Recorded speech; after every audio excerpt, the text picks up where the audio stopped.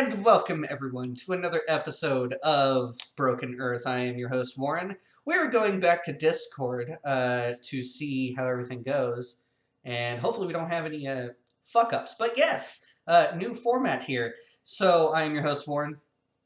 These are my wonderful players. We can all see their beautiful faces, and yeah, we're just going to go down to the Dice of Destiny. And another thing as well. Another announcement that we should probably tell you guys is Josh will no longer be playing with us because he has left the nest and he's going off to forge bigger and better paths. He has now officially become a game master, so hopefully we will hear Warren, more from him. Before you roll the dice real fast, we probably should let you know. Only one of us kind of remembers what happened last session. I mean, that is a fair point. We didn't record for the holidays. Fuck. I'll go ahead and I'll do it for this session. So last session, long story short, there was a firefight in the camp. There was an assassination attempt on Chief Chris's life, as to which our adventurers valiantly defended the life of their chieftain and were able to dispatch I shot the ceiling. They were able to dispatch the foes of the big bads that were trying to hurt poor Whittle Chief. And it was after that the chief then placed our characters, our wonderful PCs here, on a mission to go reinforce the tribe over at Fort Scott.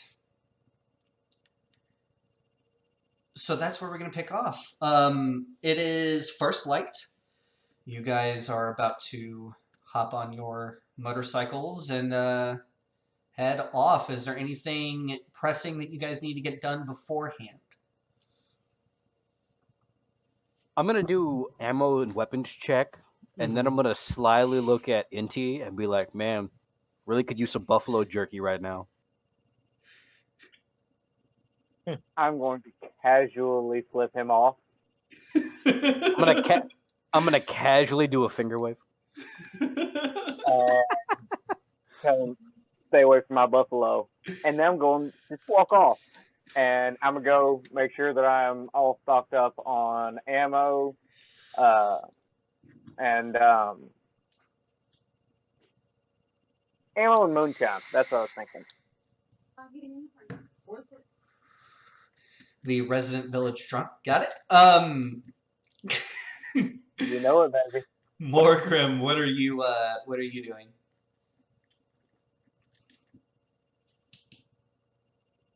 Muted. Yep. No shit. I don't really have anything that I need to get done right now, so I'm just gonna kind of chill. Okay.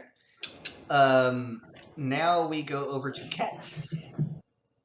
Will Kylie be joining us? No. She is staying with the main group. Okay, well then I'm gonna spend any free time I have, spending time with her, telling her goodbye, clapping of the cheeks, all that stuff. Sure. That's a thing. And Austin was an asshole and did not fucking mute himself before he left. So, we have to... Actually, no. We're on Discord, so I can fucking mute him. Okay. I have the power! Yes, I have the power. No longer will we have to deal with the sounds of snoring and bullshit happening in the background. I can just mute you from here. It's amazing. Anyway. So, yes, you guys are... pretty much getting ready. It's at this point that you hop on your motorcycles. Who is taking point? We have Marty raising his hand, so I guess he will take point. Who's going to follow up behind Marty? What kind of formation are you guys going to be in? I hope you appreciated that because I almost dislocated my shoulder doing that. Good job. I'm just gonna recommend one in front, one trail, two in the center. Just kind of Yeah. the little snake.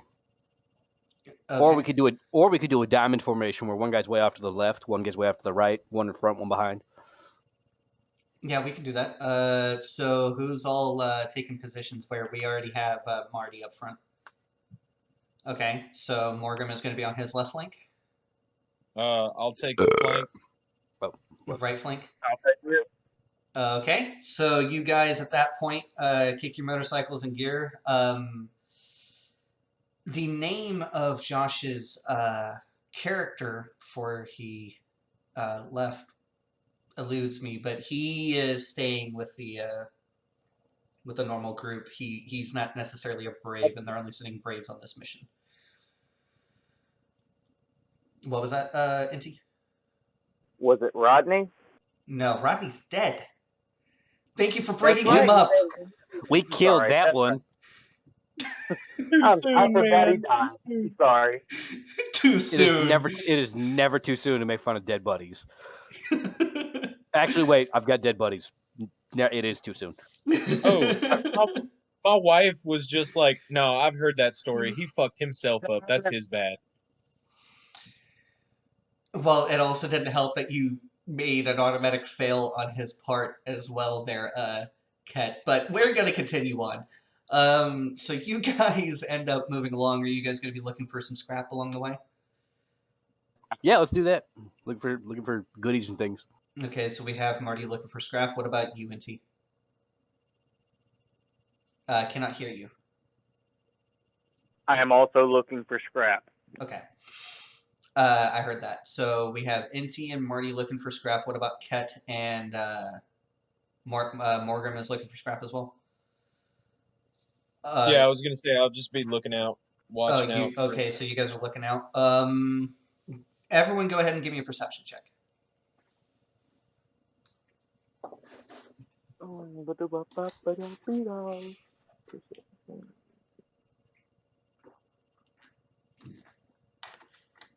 Hey. 4. 13. 13. These stupid dice. I need to get new ones. 22. Yeah, I'm gonna put 22. I'm gonna warm them up real fast. And Ket.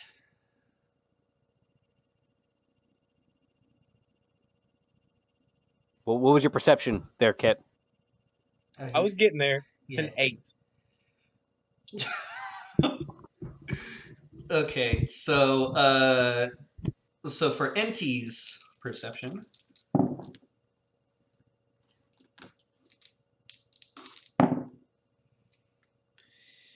Inti, you were able to find 72 gold and 103 silver worth of scrap. 72 gold and silver? 103 silver. 3. Okay. Let's see.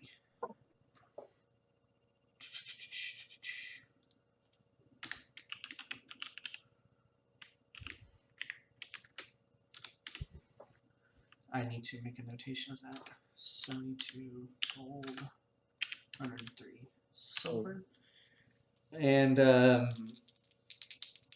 with Marty, you were able to find 69. Nice. Gold. Giggity. And 8 silver worth of scrap. I gotta do some calculations here. How much silver? 8. And we just add that to our gold and silver points, right? We don't put that in like our little like loot thing, and then we sell that later. Well, it's scrap equal to that amount, so you'll have to actually put that in your inventory. Ah, dang nabbit. Yeah.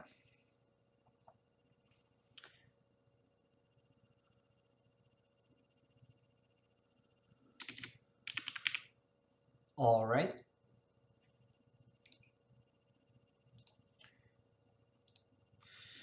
So with that, yeah. So as far as Ket and Morgrim are concerned, the second the 69 gold worth of scrap comes out of Marty's mouth, your characters simultaneously say, "Nice." And you are no longer looking for hostiles in the area. But luckily, you guys are not assailed by hostiles on your way to Fort Scott. You smell Fort Scott before you begin laying eyes upon it. The smell of smoke is heavy in the air. And as you crest a hill, Fort Scott is a fortress of sorts, made of very well made wooden palisades with earthworks to support. It's a fortress made with its walls made up of earthworks and palisades and whatnot on the top of a hill, and it is on fire. Down in the it kind of looks like a valley from here. Down in the valley below, as you can see that there's currently an assault going on the fortress. But as you begin nearing, you can see that assault force is pulling back. It appears that the crows that are holding position at the top of this hill were victorious, at least for the day. As you are beginning to near, you see that there's pretty much only one way up into this fortress. Any other way, the earthworks have been made into a sheer cliff face to make it extremely hard to actually climb up, on any other side of this fortress. There's only one way in, but also there's only one way out. And the width of that, the road going in appears to be able to hold one of the land ships, because you don't see any of the land ships down below. It's just your typical vehicles of the chosen men. How are you going to be getting into this fortress?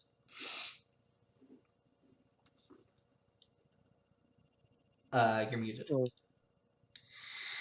What did you say was blocking the entrance?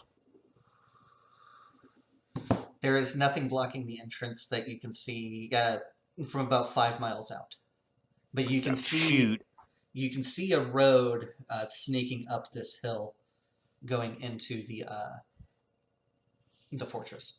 Well, Mama didn't raise no heathen, so I'm gonna roll up to the front door and knock. You are going to have to ride fairly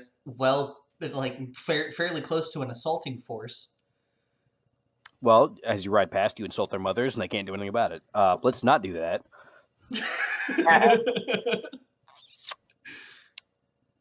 So I'm gonna pause my bike. I'm just gonna kind of look at it, and then I'm gonna. What's off to the right or left? Is there like somewhere we can skirt off to the right or left to get really close to that earthwork, the earthen wall, to where we can just kind of zip around to the front and up into the entrance and be like, "Hey, let us in." Go ahead and give me a perception check. No. NT, were you going to say something? I'm looking something up. Let's go. 16. 16? Okay, I will get back to you. Morgrim, do you want to add anything in this? You can speak now. Yeah. Let's see. No, I don't. Okay, go ahead and mute yourself for what, or unless you want to continue on. Okay, Ket, do you have anything? No, I'm just following along.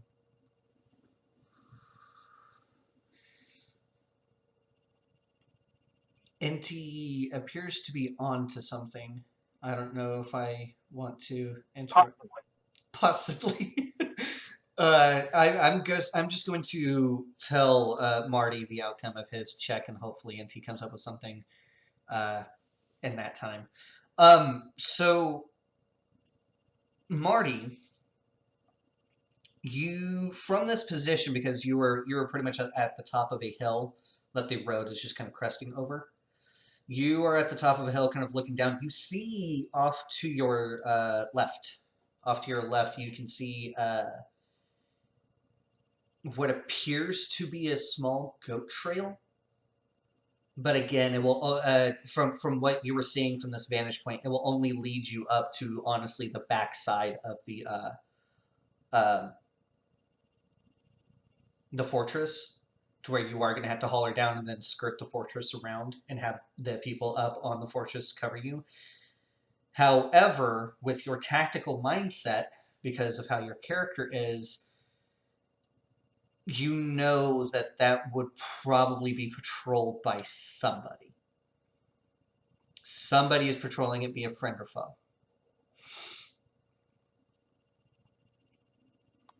Well, boys, we got two options. We can take our luck with that little goat trail right there, which is probably going to be patrolled by somebody, or we take our luck and see if we can break that little engagement right there. Oh, I have another idea. If we wait for nightfall, it would be easier for us to sneak up there. I'm going to muse that out loud. Just kind of. Inti. I can climb the wall if anyone needs me to. Margrim. I can agree with the wait until nightfall. The thing is motorcycles are not quiet by any means. You're gonna have to figure out how to get your motorcycles inside the. We make our approach at on foot. Yeah. So you guys are gonna abandon the motorcycles. Goat trail would probably be easier. We wouldn't have to abandon the motorcycles, perhaps. So. Well, like I said, if need be, if we wait till nighttime, then I mean, like I said, I can climb the wall. So, like, if I can get in and open the gate. That's how you get shot. Okay. The fortress is manned by crows. I don't know if you're trying to do an infiltration on an enemy, if that was what you were thinking, but that's a friendly fortress. Okay, friendly fortress just under siege then? Yes. Yes. Definitely under siege. Okay. Yeah, as you guys are watching this assault recede, this is probably in the afternoon. The assaulting force is honestly bigger than the force that you were facing at by way of Groves.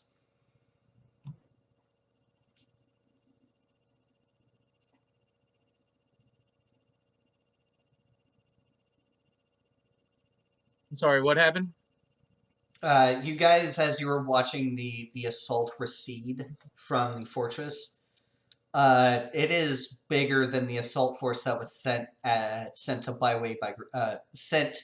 at you guys at by way of Groves. Well, that's not something we can take on. Yes. Starting to look like the goat path is gonna be the best idea. So we have to sneak by the assault force to get to the fort. If you take a direct route, if you take that little goat trail, it can. I mean, it's going to be patrolled just because it is a outstanding feature. But whether or not it's patrolled by friends or foes, you don't necessarily know that because. I mean, the defenders would know this spot as well. But like if we were to see them patrolling, we would see their insignia, right? And we would be able to tell if they were friend or foe once we saw the patrol. Possibly. If the dice decide so. Heads we go, like tails we don't. I feel like that would be the best bet. Yeah, go ahead and flip for it. Roll a 2D.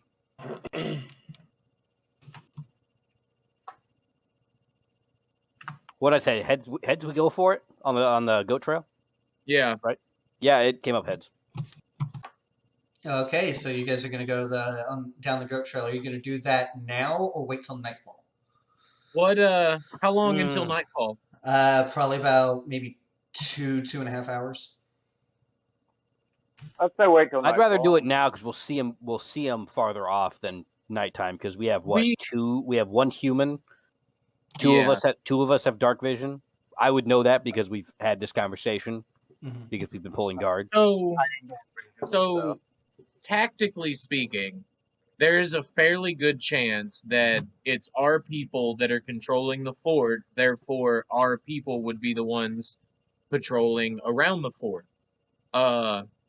If there was any enemies patrolling in that area, they would have had to defeat our patrols to do that.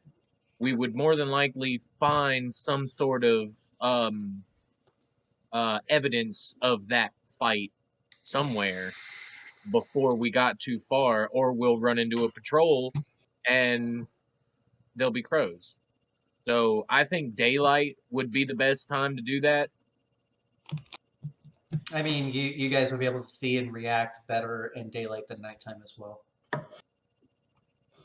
I think. So daytime, right now. Full send. Let's go. Full send. Let's go. I'll be right back. Okay, so are we wanting to stick with the same formation, or are we wanting to change the formation up a little bit? Excuse me. I guess we can keep the same formation. I'm fine with it. I'm trying to remember because I suck. If I ever picked up a uniform or an outfit or something like that of the chosen men, I'm going to say no. or even like an insignia of them. I'm going to say no because I cannot think up off the top of my head that something Yeah, me like either. that happening. So I'm just going to adjudicate as no. That's fine. So yeah, we'll just keep the same. Who's going to be going first? Are you guys going to be keeping the same formation, or are you guys going to change up the formation? I think we'll just keep the same formation. I think. Okay. Yeah. Go for here. So this goat trail, as you guys begin going down, you realize that it is a dirt road that is barely wide enough for a land ship to go through. The land ship would be scraping on trees if it did. But as you keep on going,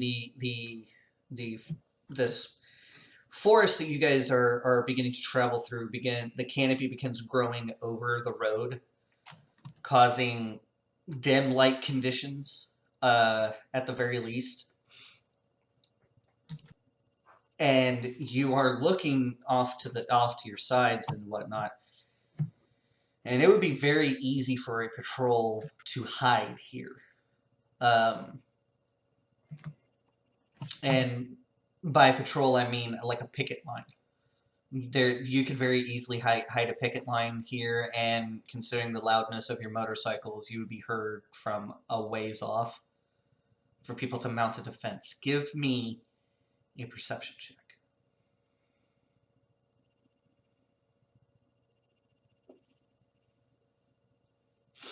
Because I'm assuming all of you are on high alert.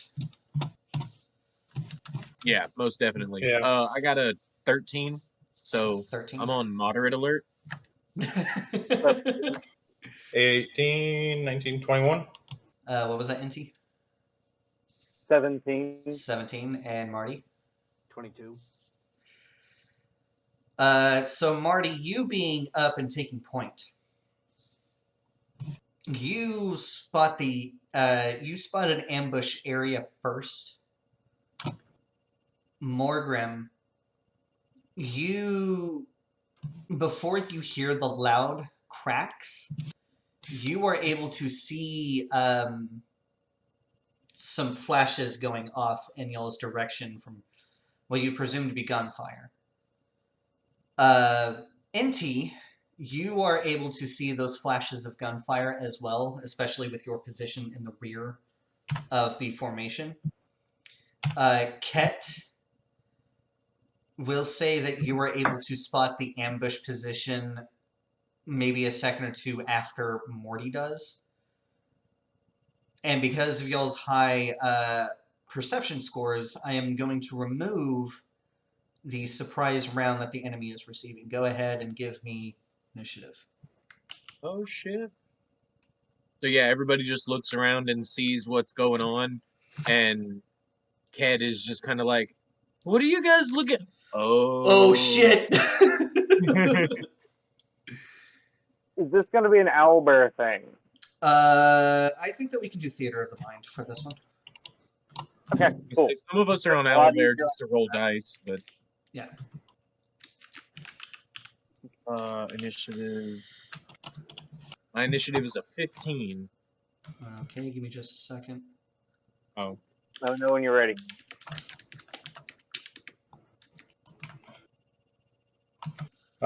Mine's gonna be a 7. Morgrim Man, y'all having a rough day? is going to be 7. That's my job. What was Inti? 16. 16. What was Ket? 15. 15. Marty. 18. I rolled a 10. My initiative is +8. I want to make that clear. I'm not cheating. My dice still How hate is me, your but initiative at this plus point, I 8? have. What? I said, how is it +8? Like, educate me, please. If you take the alert feat, you get +5 to initiative, and if you, and my for my fighter, I have like +3 to dexterity. Mhm. So that's what your initiative is based off of. Yeah. It's awesome. Oh, Never playing paladin again without taking the alert feat. Yeah. Because I had a -1 last campaign. It was trash. These dice hated me. It was literally the worst. So first in initiative is Marty. Marty, you were able to see the ambush position, and you were hearing the cracks of gunfire. Rounds are skipping off by your tires and whatnot, and it appears that they have a machine gun that is just raking your formation. It doesn't appear to have hit anyone yet. Can I see the people that are shooting at us? You can see the gunfire flashes and you can hear them. You can't necessarily actually put, a face on who the fuck is shooting at you, but you know it is off to your right. Well, I'm going to take cover and shoot at the machine gun. So you're going to stop your bike and take cover at a tree? Sure. Okay. So you bring your bike to a halt, hop off the bike, and we'll say that, and doing that and finding cover is your entire movement. Give me a perception check as a free action to see if you can lay eyes on the enemy. 15. You are able to see their gun.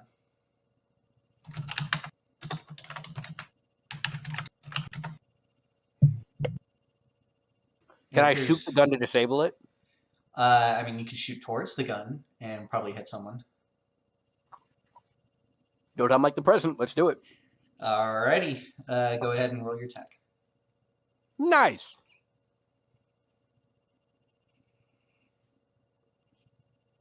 I'm using my rifle.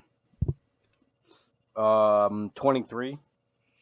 Fucking A. Yeah, that hits. Go ahead and roll your damage. You do have 2 attacks though because you are now a 5th level fighter. Well, do I have to roll a second Yes. attack roll? Yes. Well, that first one is going to be 8 damage. No, 8. Hold on. It's not 8 damage. It is. So it's +1 +3. So +4. 12. Okay.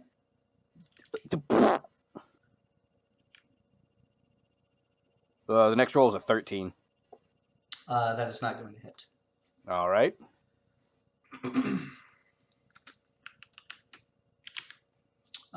So that is your turn, Marty. NT, you see your brother at the head of y'all's, sort of diamond-shaped column. He parks his bike real quick, hops off of it, goes behind a tree, and you see him shoot twice into the woods.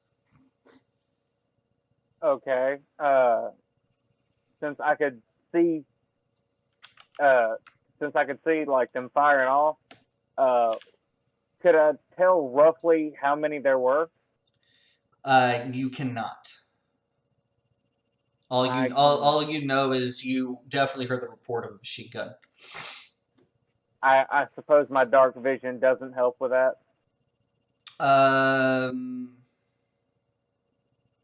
Well, I did say it's sort of dim light. I can let you have a perception check as a free action. Okay.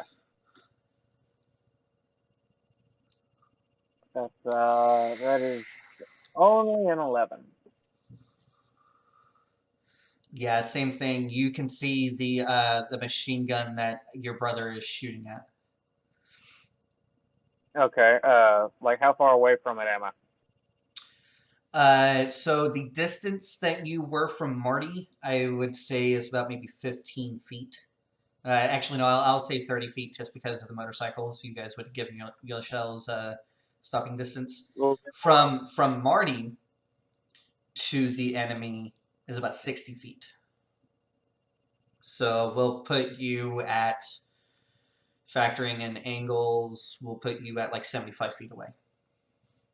75 feet away. Okay. Still normal movement, right? 75 feet is not normal movement. Your normal movement is 30.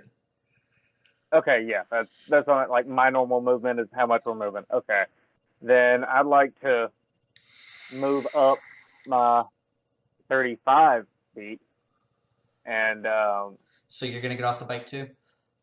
yeah, Okay. and do I have enough of an idea of where they are that I could aim a spell within 60 feet of them, or within 10 foot of them? That depends on the spell. Shatter.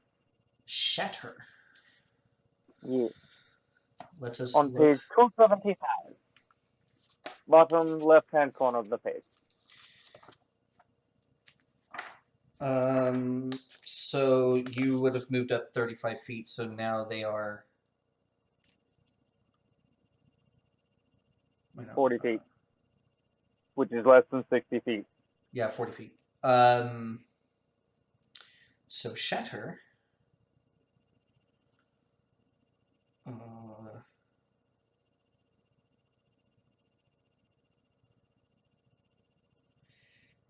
Yeah, so by technicality, you can do it to whoever is over there. If you were centering it on the machine gun. Okay. How many spell points is that? That is a second level spell, so you will have to cast a second level. I believe it's what, 5 points, if memory serves? I will double check though.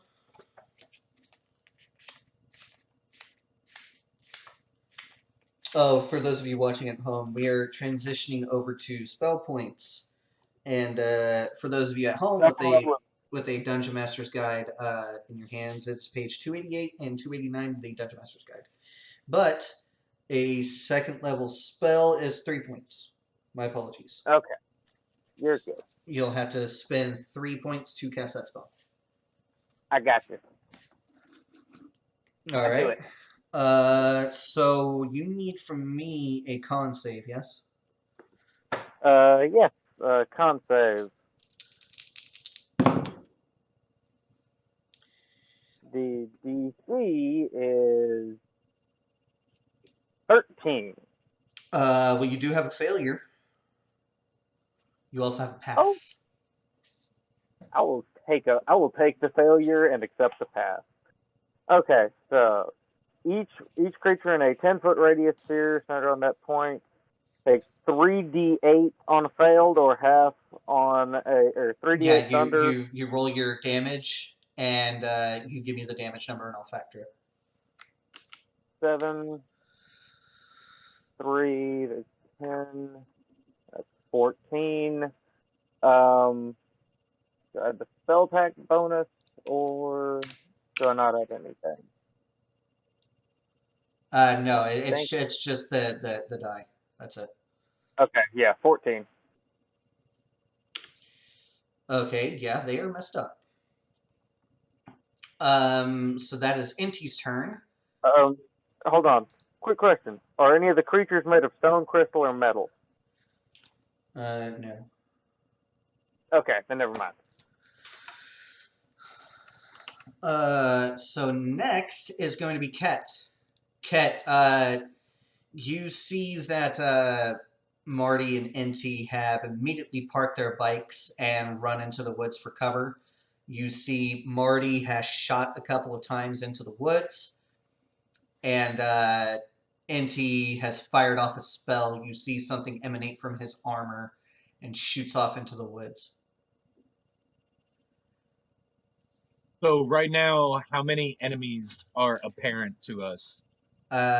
You only know of one enemy position that is apparent to you. Cool.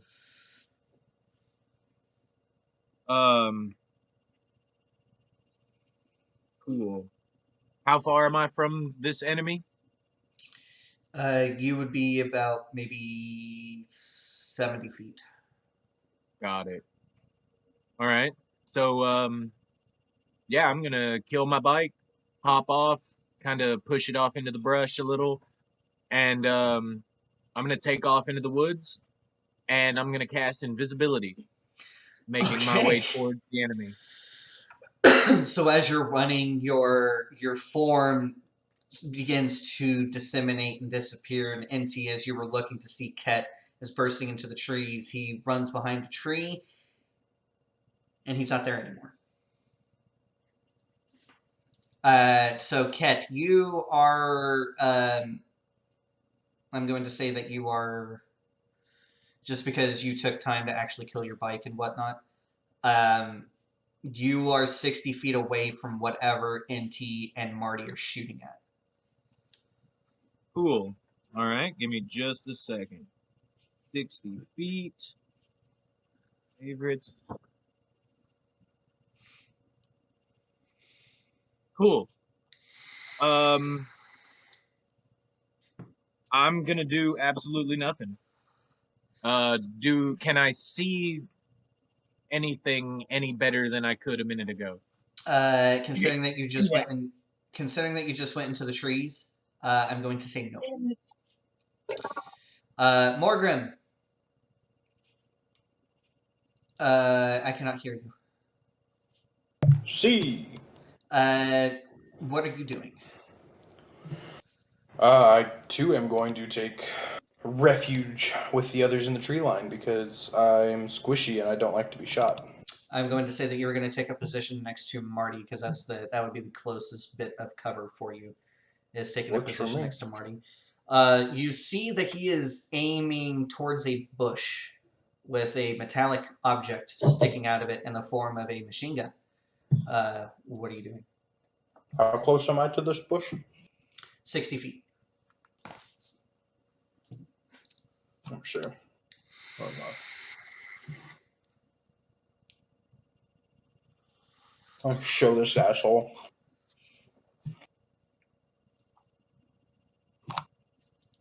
Gonna hit him with a big old brat.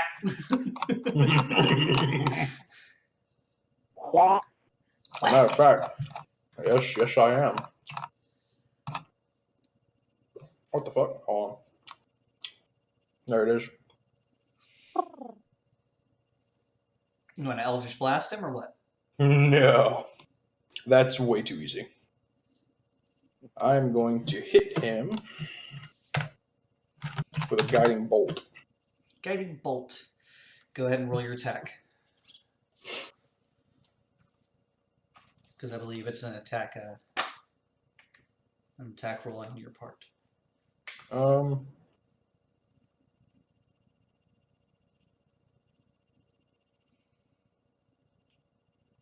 Make a ranged spell attack.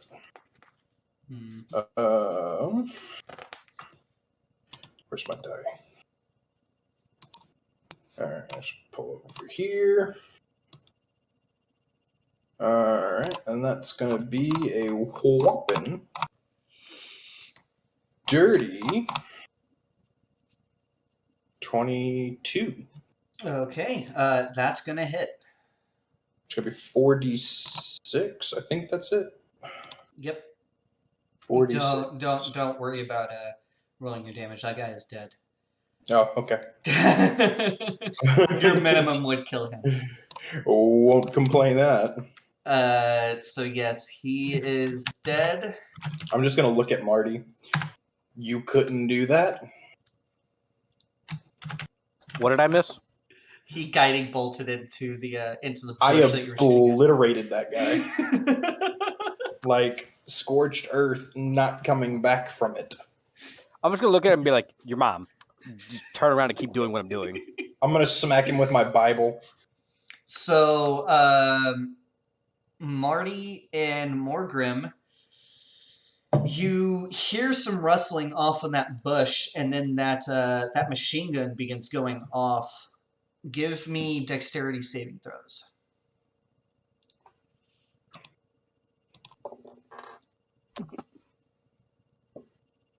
Something happened to these dice. They're not working like they used to.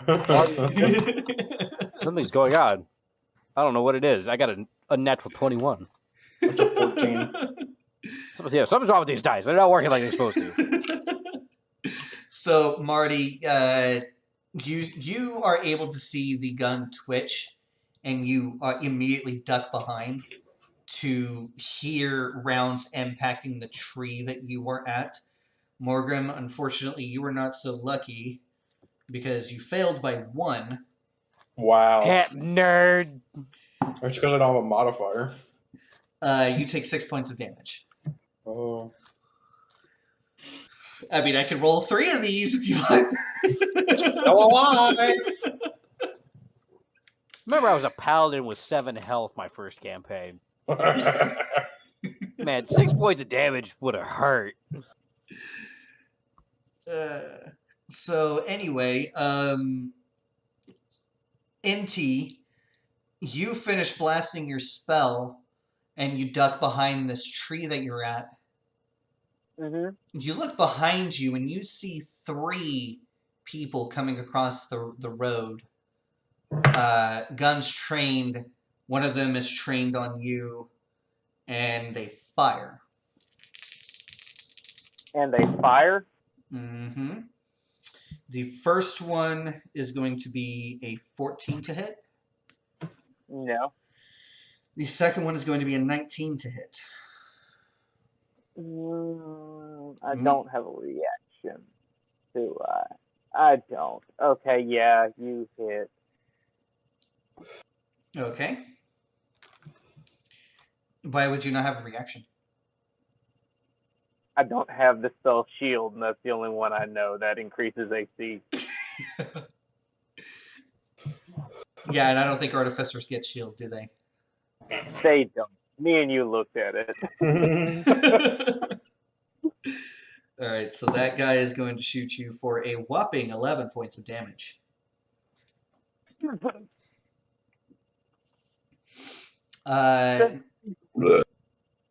The next person they shoot at is Marty.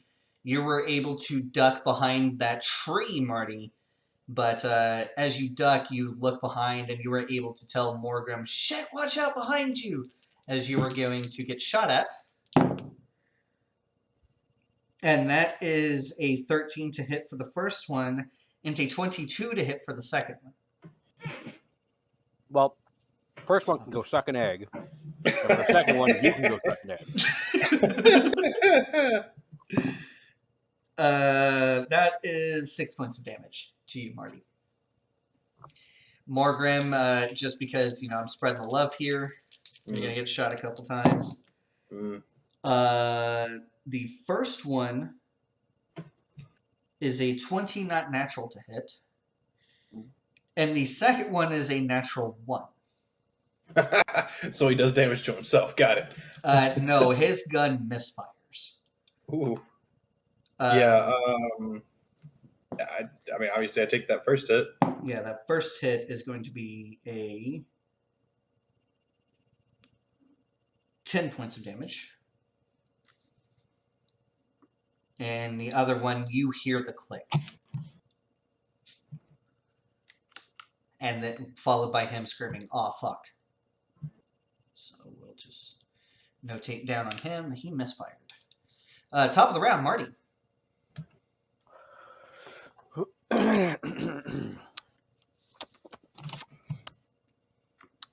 I'm gonna shoot the machine gunner because he appears to be doing the most damage.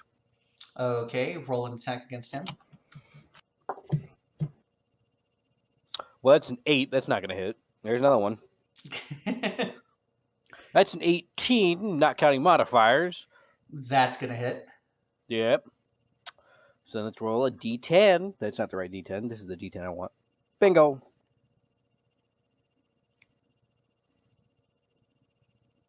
Seven. How do you kill him? Well, what y'all are going to see here is you're going to see me duck around behind that tree, fire around.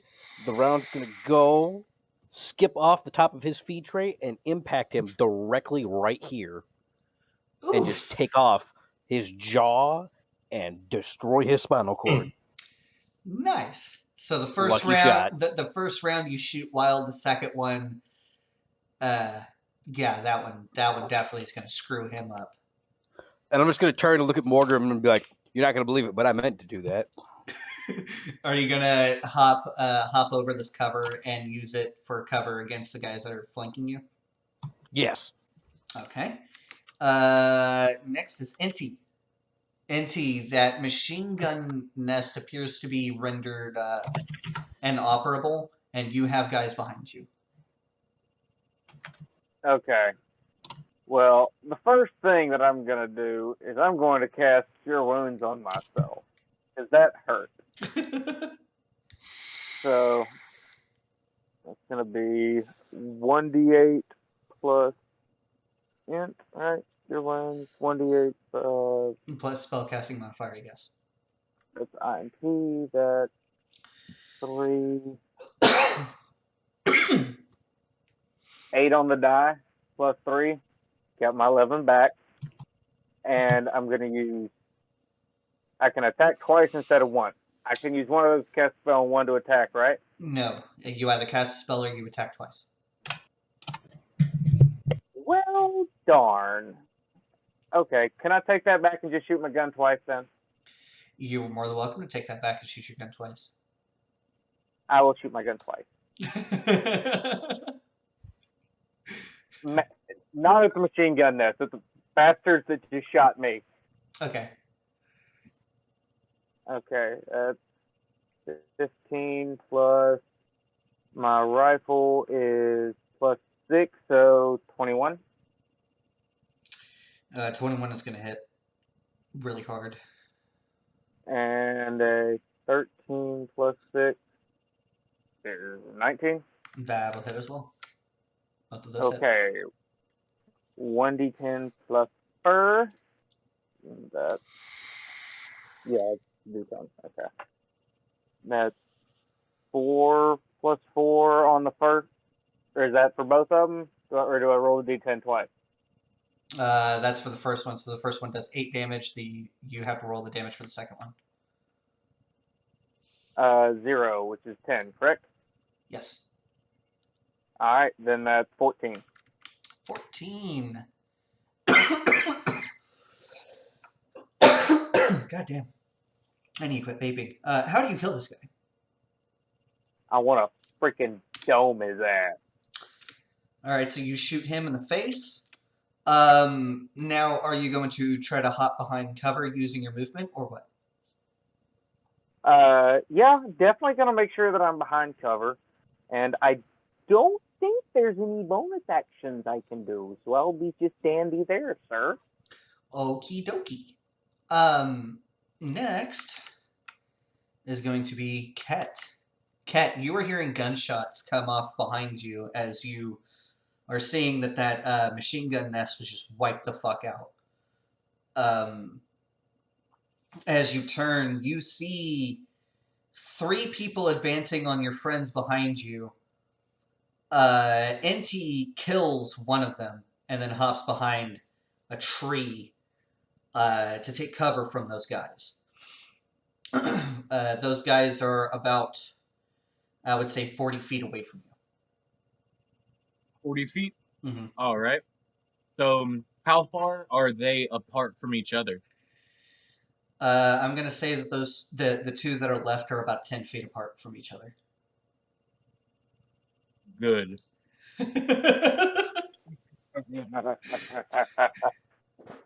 So I'm going to move within range, Uh-huh.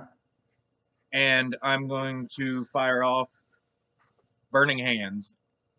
My man. My fucking man. All right, so what I'm going to do is, because you are invisible and this plume of fire is just coming out of fucking nowhere, I'm going to roll their dex save at disadvantage. They still have to make a dex save because it's not an attack roll, but because you're invisible, I'm giving you that bonus. So. Cool. Here, give me that. Well, one of those is a natural one.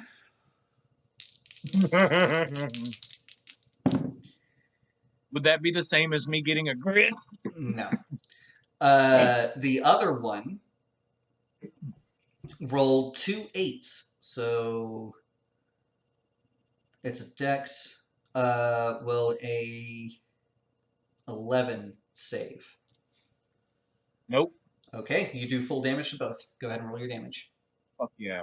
3d6. So, NT, you dispatch that one, run behind the tree, and as you were aiming your weapon back on them to continue fighting, you see just a big plume of fire appear out of fucking nowhere, engulfing these two enemies in flames.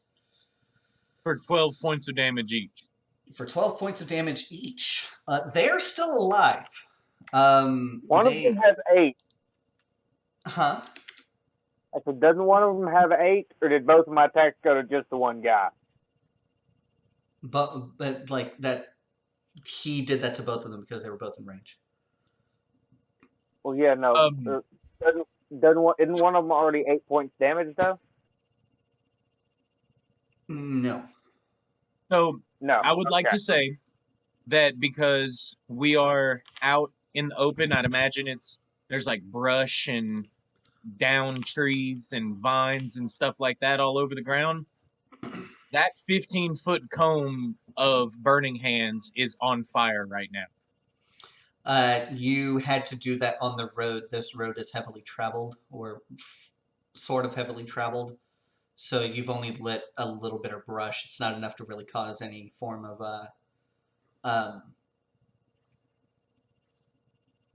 damaging terrain, I guess we could say.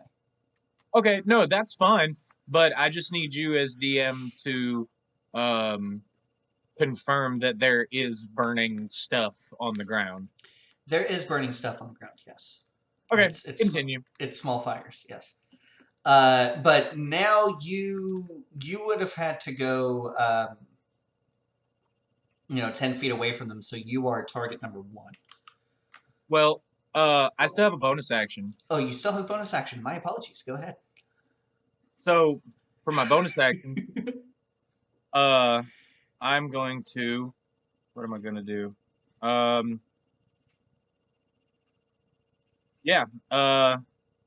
going to... I can't do that. Hang on. I'm going to use my sorcery points to cast a spell as a bonus action. Okay, so cast a spell. Huh? So cast a spell.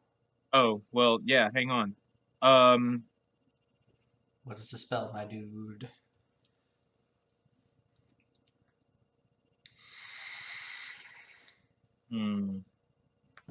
Yeah, fuck it. Nope, that's not the same thing. Damn it. Hang on. Let me make sure this shit does what I think it does. I guess I could just say fuck it and cast Burning Hands again. Yeah, we'll do that. Yeah, okay. That'll definitely be a thing. One of them will definitely save, the other one fails. I'm the OG Burning Hands. I just want to say that. I am the OG. No, Chip is the OG. No. Fuck that. I disintegrated a king under magical protection from a god. I am the OG. I smited a lich into his boots, Commander. The literal god of choice, and I disintegrated his magic. Yeah, well, I smited a lich into his boots. Command me. That's nothing. Yeah, boots still standing. He is a puddle inside both of them. Nothing on the ground, just puddles in his boots. All right, let's get to sideboard. Come at me.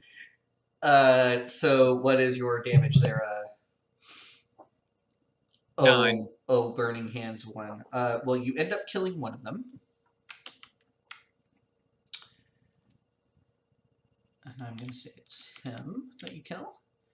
That guy is there. Okay, so Morgrim. You just saw 2 plumes of fire, and then Ket is standing there with malicious intent. What is the noise in the background? Fire. So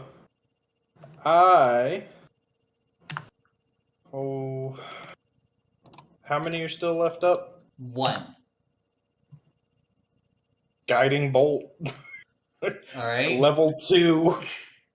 Okay. Do it to it.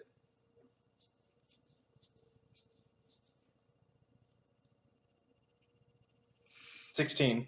16 to hit. That will just hit. Wait, no, it's 1, 2, 3, 4, 5. 18. 18 points of damage. That's definite overkill. How do you kill him? Disintegration. He just bursts into a puff of light, and then all there is dust. So yeah, now the battle is won. Some of you have been wounded, but you are all still alive. What do you do from here? We'll start with NT. I'm hearing tip taps in the background. I'm going to mute you, Austin. NT, what are you doing? Go look around, make sure everybody's all right, and go take a quick look, see if there's any loot to be gained from them. Sure, you can go through the bodies. Go ahead and give me an investigation check. Who wants to help him? Ket is helping, so you do so at advantage. All right. 9 investigation is 13. Dirty 20. What are you saying? What was that for, Austin? I was helping investigate. Oh no, Ket already gave him the help action. Oh, okay. Yeah. Go ahead and mute yourself. There you go. What was that, NT? 13. That's the highest. You were able to roll at advantage. I got 10 and 9. My investigation is +3. So with a 13 in total, you were able to get 8 gold, 7 silver, and you find 3 +1 rifles, a normal rifle, and a mediocre machine gun. So it's a -1 machine gun, pretty much. Okay, give me 1 sec. Okay, so the guns one more time. So 3 +1 rifles.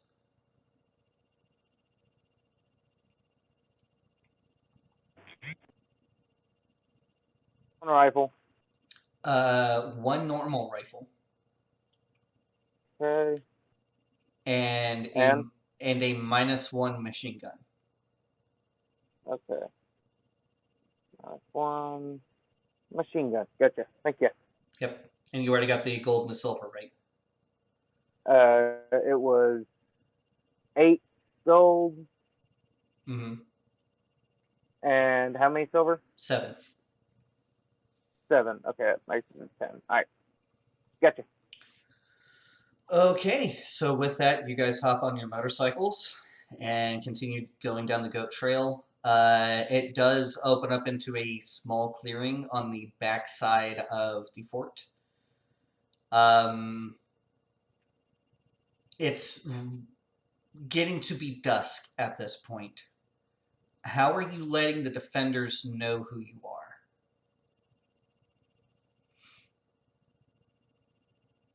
Hey, we're Braves. We're here. People are dead. You guys need some help? The elevation that this fortress is on is a couple 100 feet up in the air. It's not a mountain that they're on, but it is a rather large hill. Can I press to digitate my voice louder? Can you do that? I don't know. Is that a thing?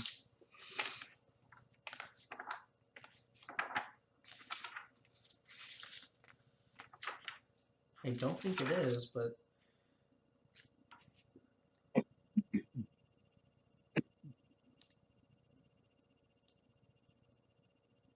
no, you cannot.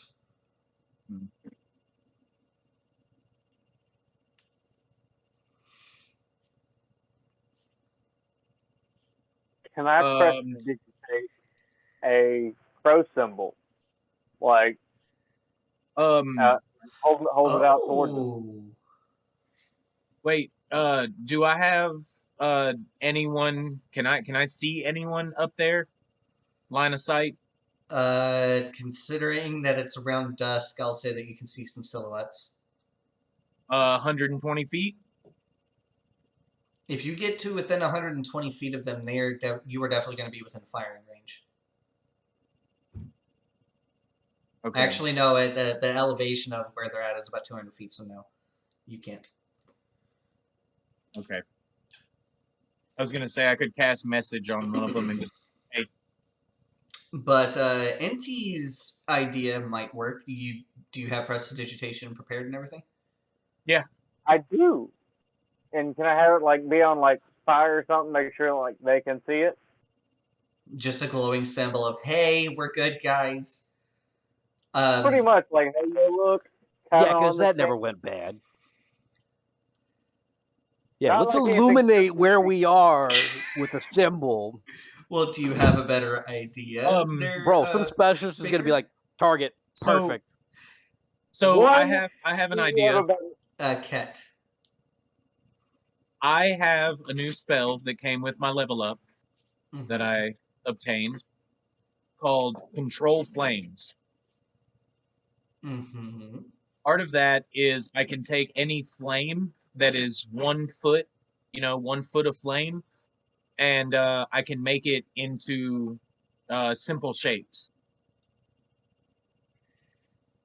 Okay, I think all of you are forgetting a valuable piece of equipment that I said that all of your bikes come with. Oh God, I forgot we have. I'm gonna hop on the radio. Shut up! Shut your mouths! Shut your mouths! Shut your mouths! I'm gonna hop on the radio, and then just, they probably gave us the radio frequency. I'm gonna hop on the radio and be like, "Hello, we are outside. We are crows." And then I'm gonna yell in Sioux, something about their mother, a hamster, and a turkey baster. Do with that what you will. Such profanity. I don't want to do anything. What's your profanity? Do with that what you will. Do with that what you will. I did not describe anything. All I gave you was 3 ingredients. Do with that what you will. But you gave us enough. Oh my God. I said it in Sioux. I hate you. Yeah, you should. I really do. So you begin clicking through frequencies, and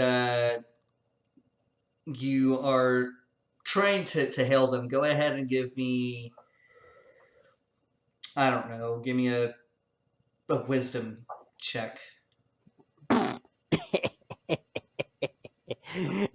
not gonna make this. Sorry, guys. I'm pretty sure my wisdom's pretty good.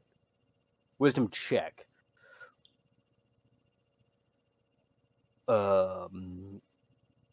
Is it just +3? I guess it's just +3. 9. 9? 9. It takes you a few minutes to find the frequency, but you are able to find the frequency, and at first you hear a, "Who the fuck is this?" I am Marty freaking Robbins. How did you get on this frequency? Who the fuck are you?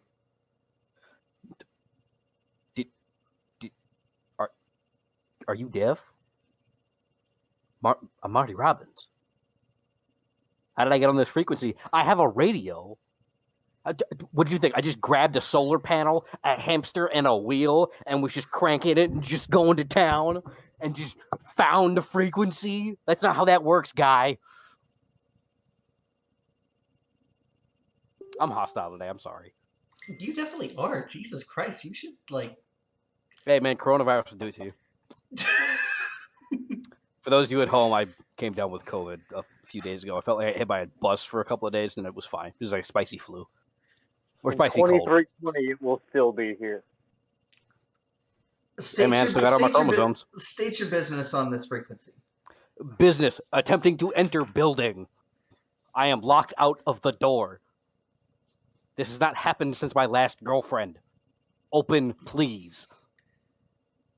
We are here to back you up. And why should we let you in our fortress? Again, we have no idea who you are. Chief Chris sent us. Are you dumb? Well, why didn't you fucking lead with that? Where are you? Send us a signal. I'm gonna pull. So all you're gonna hear me say is "dog." I'm gonna pull out my my big iron and just fire it in the air and be like, "Did you hear that? You seem to be deaf." On the radio and be like, some of these people never learn their manners. I'm still holding down the radio call button. All you can hear me say is "go." I know, right? Oh god, I'm gonna hurt you guys so much in this upcoming battle. You're not my dad. No, but I am your god. Anyway, I've missed this so much. So yeah, once they figure out and triangulate your position, you hear over the radio something about shouldn't we just send an artillery strike over there and be done with it? As to which someone on the other side of the radio thought better of it and said, no, if Chief Chris sent them to us, they're obviously worth something. Probably going to need to put some duct tape on them, though. And then railing you hear over the radio. And then you hear, oh shit, the radio was on, and then the radio cuts out. You're just going to hear me start railing over the radio. I will eat that with sauce. It will be tasty. And after that, I'm coming for you. But they issue you orders to go around to the front of the fortress, and that they will provide covering fire for you. As you guys begin riding up that road, you guys are being fired upon, but you can also see, well, you can hear some boom going on inside of the fortress, followed by several explosions going off in the direction of that gunfire. They have artillery. Why are they getting assaulted so hard? Were these guys asleep at their guard post? Stupids. But yeah, you guys are able to make it to the gate following this like winding road. The gate is made of wrought iron steel, pretty much. Like it's like 4-inch thick steel. It takes them a minute to open up the gate, but once they do, you are being welcomed by a small group of braves who were escorting you guys inside. It's not the welcome I thought we were going to get, but that works. I mean, it's an escort. But I thought they were going to have guns on us because I was not, how you should say, personable. You were when I not hopped on the radio. You were not. This Can is you say before true. they get within earshot? Is anybody else uncomfortable about when they left that radio on there at that last bit? Hey man, they're not going to launch an artillery strike inside their own walls. And I'm going to stop and I'm going to look at one of them and be like, "Are you?" Unless it's a trap. We were sent to retrieve you guys and help you guys go through the gatehouse. Look, we've had some really poor experiences lately. Don't ask about the Wendigos. They all just kind of look at each other. All right. Now, if you'll come this way, and they lead you guys on your bikes to go through the second gate, which is in a 90-degree from the main gate. Pretty much how you're supposed to create a gatehouse. Hollywood, you fucking suck. But 90 degrees off, and you go through this gate, and honestly, you're welcome to a motor pool. All three of the land ships of this tribe are in here, fully stocked with supplies and whatnot. And you're just seeing many braves are busy milling about in here. Yeah, I'm gonna keep that comment to myself. Yeah, man, I'm telling you, I got aggressive. I don't know why. I don't know what happened. Just I'm angry right now. I don't know why. So I kind of want to have some fun with this, Mm-hmm. since we're meeting a bunch of new people that we're going to be around for a while. Every room we go through, like every group of people that we go by, I want to change forms. And I want to, like, nothing drastic. Like, I'm still going to look basically the same, but, like, to one group, I'm going to be, like, buff with the slick back hair, like, movie star looking. To the other one, I'm going to be, like, worn traveler. The other one, I'm going to look like Clint Eastwood, kind of thing like that. Like, just to throw everybody off. Ooh, you should change into me. And then Morgrim, and then Inti. I guess I saw 2 tieflings. Well, I saw 2 elves. Well, I saw 2 humans. There is only one tiefling, and it's me. Both of them say it at the same time. Anyway, You could have so much fun with this. so you guys are in a new tribe's abode, as it were, and you are after you are told where to park your motorcycles, you are greeted by the chief, and it happens to be the really, really tall dwarf, like tall and stocky dwarf that was at the war meeting. He comes up. I'm not hearing a word of what you're saying there, Marty. So for tall dwarf, he comes up to like nipple level instead of like belly button level. No, he comes up to about maybe your neck. Interesting. Yeah. He could honestly pass for really short and stocky human. But anyway, he comes up to greet you guys each in turn, and whenever he shakes y'all's hands, he has like a vice grip like hand. I was honestly expecting more of you guys, but I do recognize some of you. You guys were at the war meeting before we started going off to Fort Scott and by way of Groves. Where's the other one? Where's the explosives expert? I need his help. I'm just gonna stop and like look around, just in a really quiet tone. Wendigos.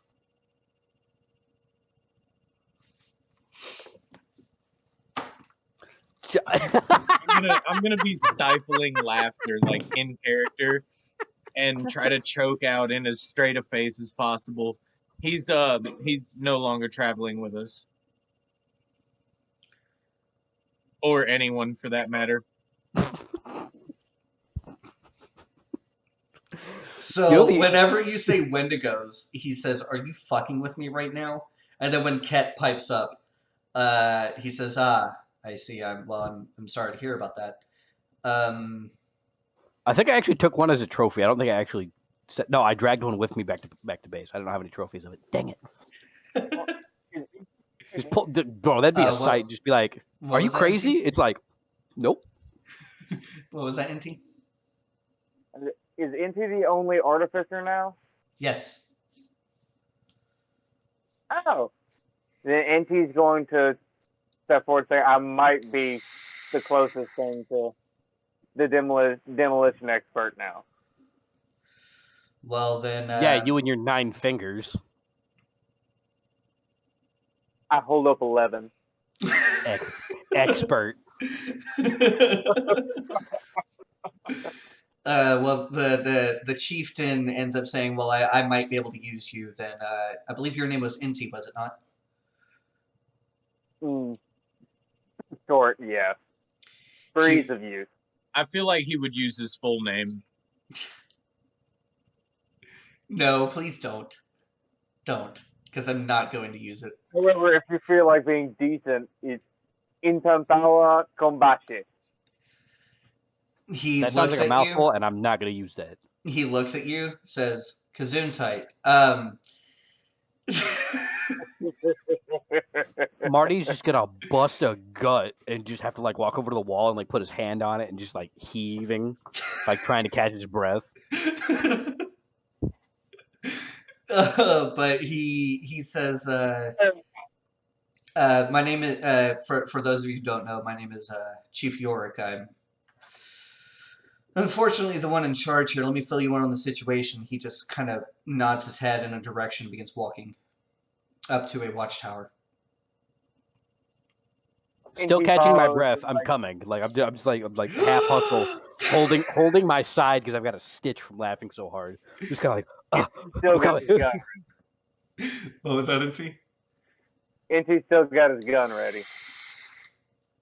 I'm gonna look at Enty with his gun ready and be like, "I'll go find a buffalo." I will shoot you before you can. Ket, while all of this is going on, I'm assuming you're following? Yeah. So, whenever you get up to this watchtower, you're able to kind of get an overlook of everything, and in the dwindling hours of whatever daylight is left, you can see the beginnings of cook fires being lit. A couple of which are illuminating some type of workings and going ons and whatnot. And you can see some flashlights being, shown on something, and you can hear the sounds of some sort of industry going on. They're making something. And the chieftain, he brings all of y'all's attention to what Ket is looking at, and he's saying, over there, they're beginning to put together some form of artillery. We were able to destroy it yesterday, but they appear to be putting it back together. That's why there's a lot of fires that we're still fighting over here. Just got the blazes down, done a lot of structural damage. The northernmost wall, even though they can't really assail it without climbing equipment, has received a lot of damage. We feel like they were trying to dial into the gatehouse to attack the gatehouse, but fortunately enough, they weren't able to take it, I guess we could say. Unfortunately, our artillery doesn't reach out that far.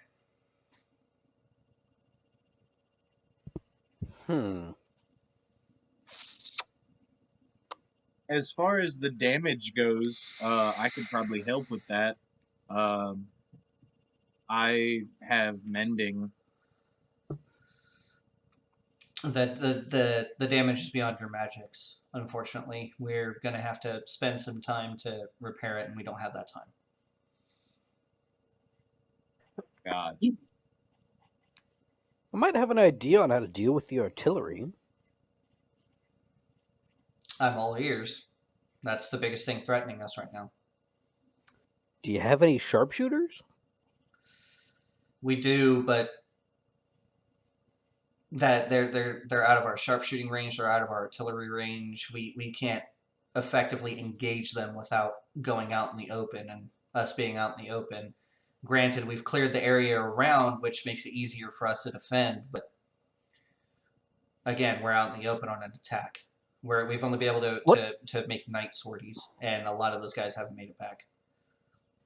What kind of knowledge of like old world tactics do I have, or like just tactics in general? I understand I'm a tactical mindset, but like, what kind of like old world tactics? Is there a specific war that I can think of? Anything anything that you would be familiar with as far as old world tech is concerned relies heavily upon tactic. Old world tactics are concerned requires a lot of air power, which you don't have. Most of your tactical mindset has just been you being out in the shit. Oh, I have an idea. Do I know of the Battle of like D-Day, Normandy, like 101st Airborne dropping behind enemy lines? That would have been something heavily written about in old world text. You can give me a history check, but considering that you are not necessarily an archaeological mind in that No, form, I'm worried specifically about the tactics, not archaeological, not. I know, Right, but you would have to read archaeological things as far as that's concerned. So I'm going to say history check at disadvantage. NT. Can Beans NT and help bullets. normal roll? Nuts! NT may be able to help. Yes. So you could just roll once. Well, that's a 12, but I threw it on the floor. But I'm not going to re-roll that because I was able to figure out what it is.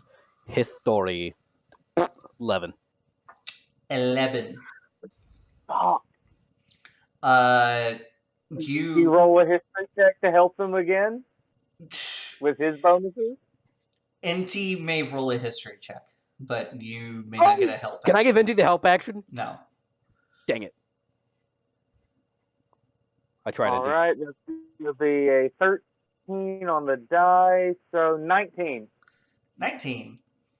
Because I have the idea. Can I go confer with NT and then we're comparing notes and like being brothers? I'm swatting at him and he's swatting at me and we're poking fingers at each other and then we kind of just nod. World War One, not World War II. I'm over there like for some reason doing math. Like okay, I carry the one. If a swallow flies at 33 meters per second carrying a coconut, but it's a European swallow, not an African swallow, and There are so many references here. I am surprised that we're not getting hit with a copyright strike yet. Wonderful. banned. Okay, Uh, I'm gonna look at the chief and be like, "All right, chief, what do you know about Normandy?"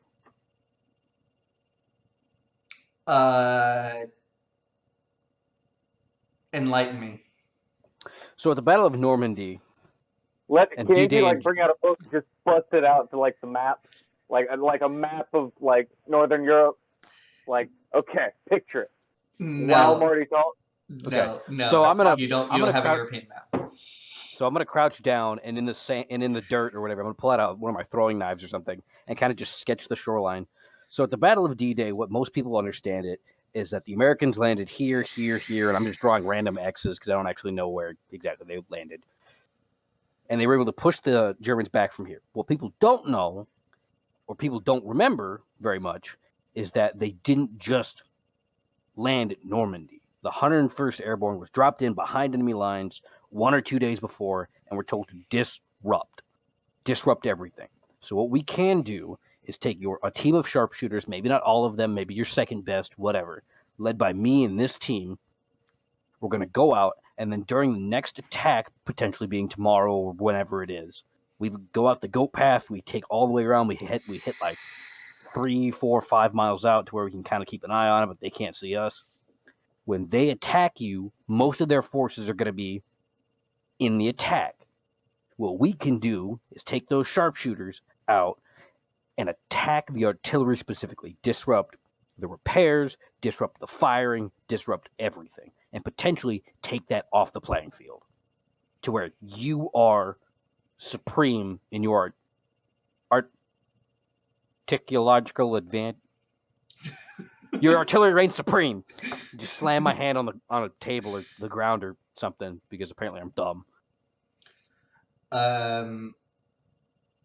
The chieftain, as you were railing off on this, he's looking at NT for like confirming it, and I would assume NT is just kind of nodding his head and a yes, he's right, and also yes, I know he's being bombastic.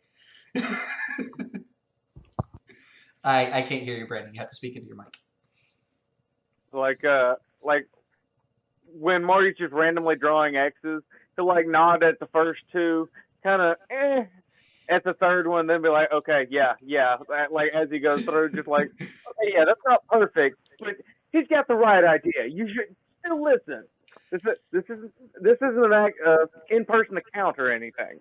Okay. Kind of like, Yeah, and yeah.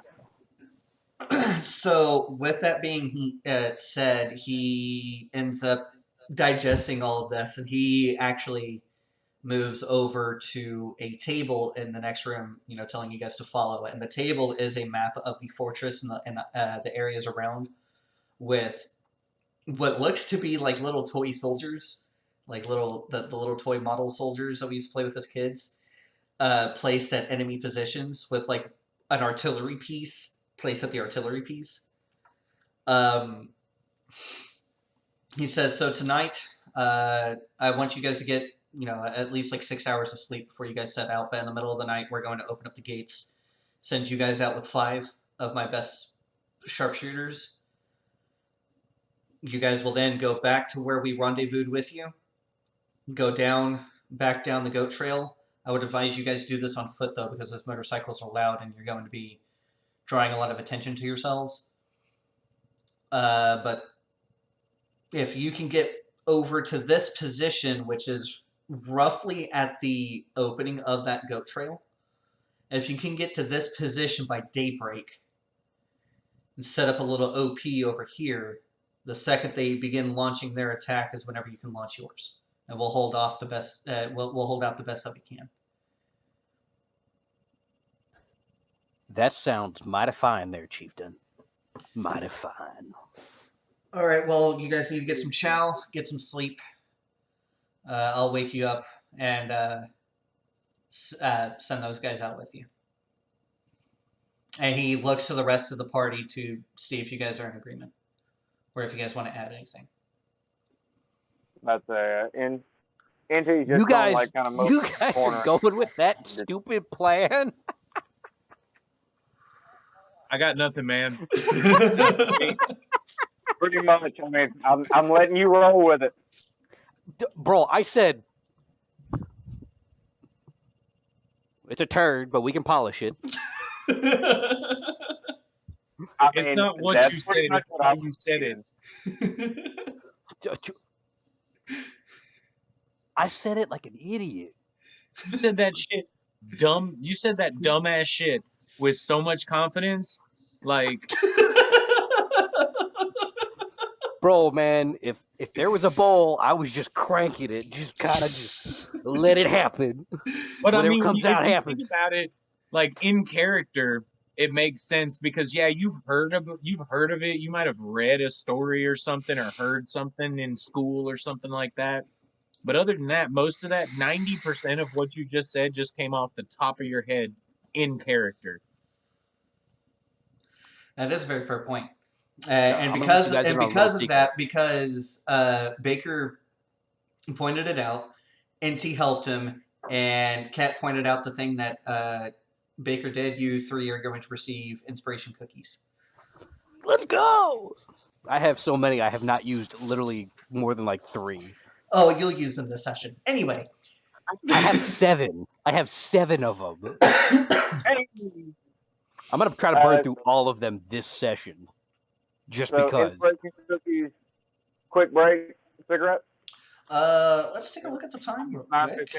9:15? No, let's go a little bit longer and then we'll take a break.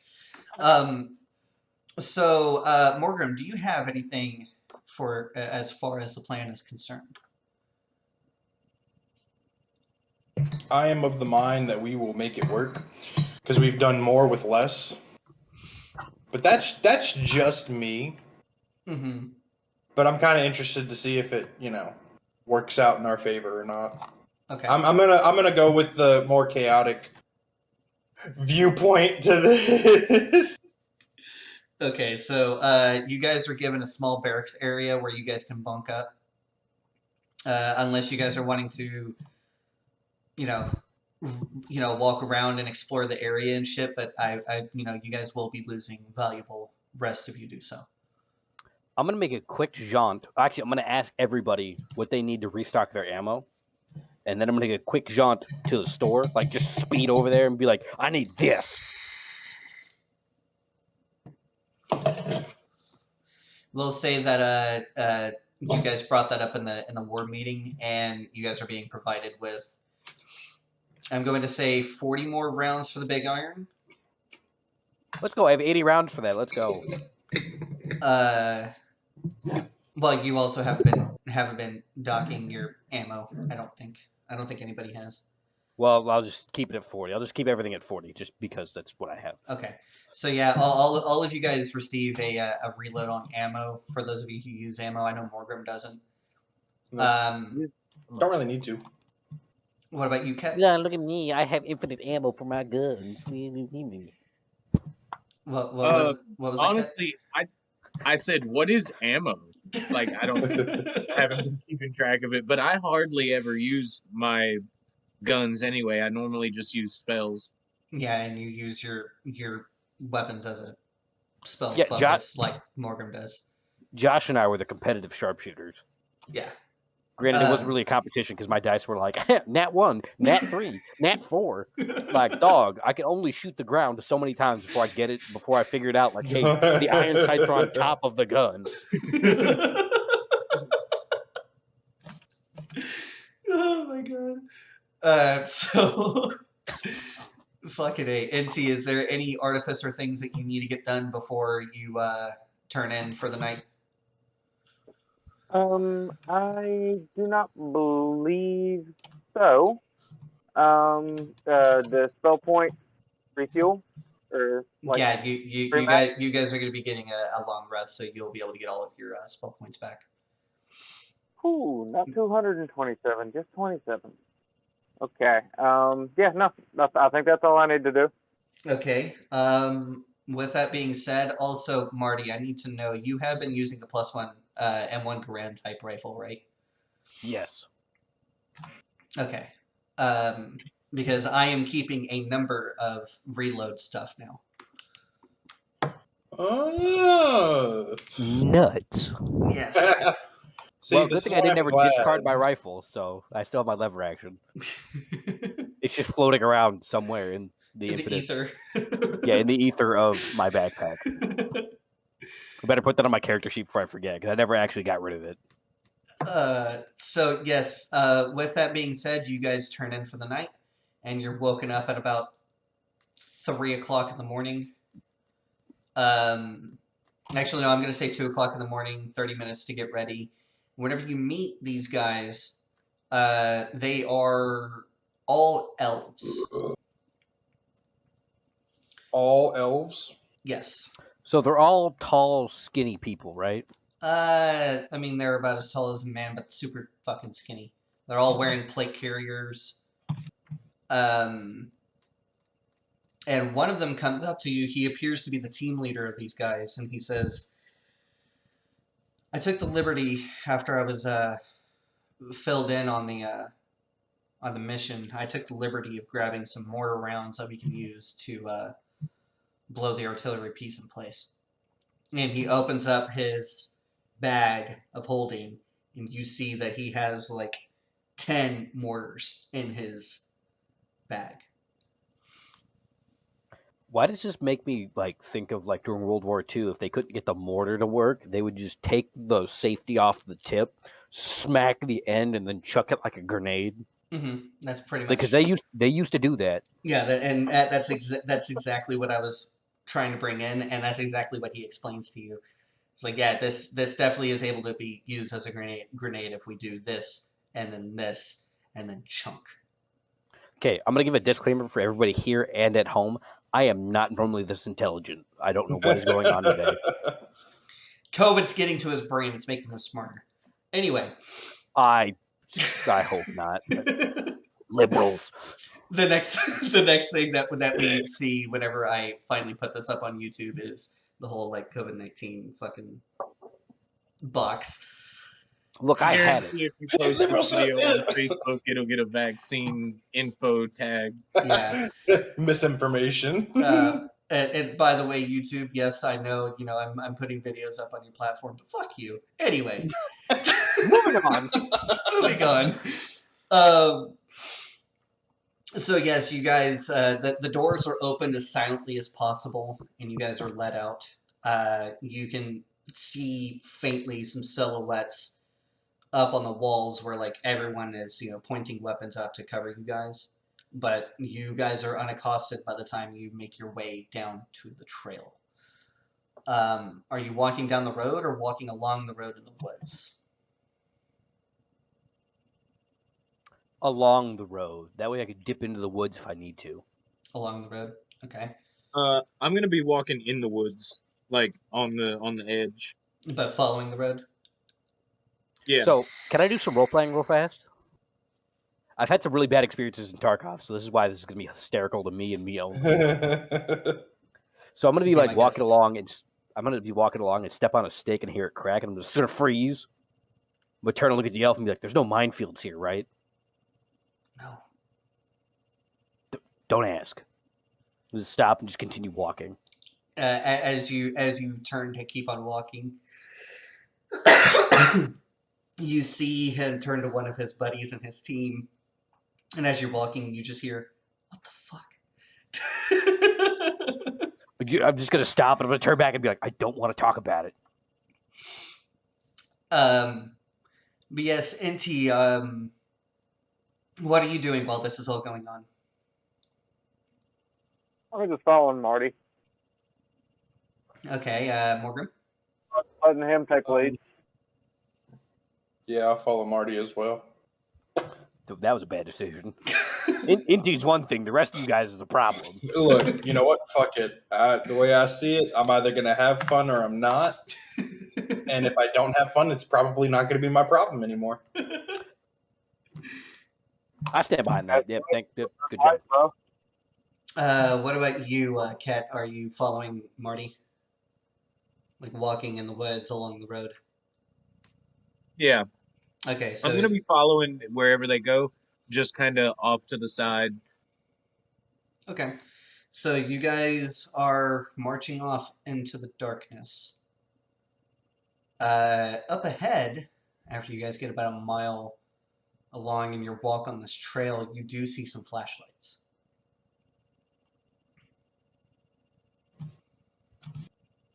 It's at this point one of the sharpshooters. He places a hand on your shoulder, Marty, and he draws close to you and he whispers in your ear, "We were given specific orders not to engage anybody. We can't give ourselves away." Be that as it may, they're right there. Pull your knives. We'll go loud if we need to. We're not going to kill them. We're just pulling knives. All you do, all you see whenever you turn to him is his eyes have been fixated on these lights. You see him nod and he kind of slings his rifle to the side, reaches behind, and he pulls out a long knife like what you have. Well, I'm going to do the same, and then we're going to creep like just around those guys. You're just gonna go around him. Do you want us to kill them? I mean, I'm putting something in your way. I'm making sure that I get everything right. I don't want to kill. You guys want to kill? Speed of kill? Excuse me. I just need Not if we can help it. There's a time and place for the slaughter because the laughter is a part of the slaughter. So we're just gonna move away from these guys. I do not trust my D20 enough to get a insta kill on an assassination on this guy. With Yeah, my well- rogue, fuck yeah, I would try it. But With not, your not- sorcerer? No. My paladin's a different story. You just shield bash that guy and be like, well, that guy's dead. Well, no, your paladin is also a very stealthily killer because if there's no one left to raise the alarm, then that means it's stealth, right? Yo, 100%. I'm just waiting for a stealth scene to where the guy sees me and I just roll a charisma check and be like, but if you don't see me, I'm not here. And if that works ever, I'm gonna buy a new set of dice. Like if that works. So, Morgan, are you following the group to like go around these guys? Yeah. Okay, so as you guys are beginning to walk along around these guys, all of you give me stealth checks. I hate you specifically. Oh, I thought that was a 1. It's not. Oh, thank the Lord. Oh, that's still not good enough though, because that's not what I 17. rolled. Okay, I need permission to re-roll my dice because I just grabbed and moved my dice, but it seemed like it was a different number. Like I'm not like playing around like, hey, I got a red. You know what? I'll just go with the number I thought I got. I'll just go with that. By the way, guys, get ready to go loud. You want to know what I got? I got a 10 with the number with the modifier. What was yours, Morgan? I hate this game.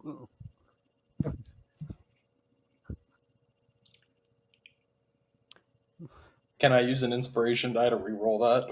You know what? You might need to use like 4. It's 1 per roll, and I wouldn't waste it on this. So, am I the only one that passed that? What was yours, NT? 15. No, only one of you failed.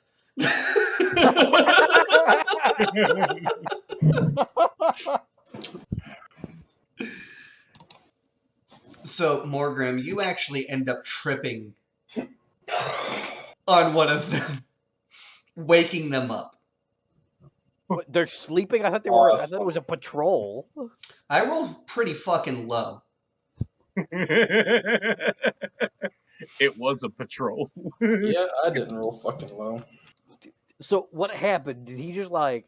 It's a patrol. Did he just like run out in front of him and just trip on one in front, like on one as he was walking, and be like, "Oh man, I thought I had that." No, so you saw flashlights up ahead, but it almost seemed as if like they were finding a place to set up, right? And so as you guys were moving around, one of those guys already found a place to set up. Also because I rolled super shitty on these dice, and Morgan was the one that rolled lower than my super shittiness. Good job, Morgan. Pat yourself on the back. Good job. Hey man, Good job. it wasn't me this time. Morgan, you actually tripped on this guy while he was in his little sleeping bag. Well, fuck that guy. We'll say that Marty was right behind Morgan.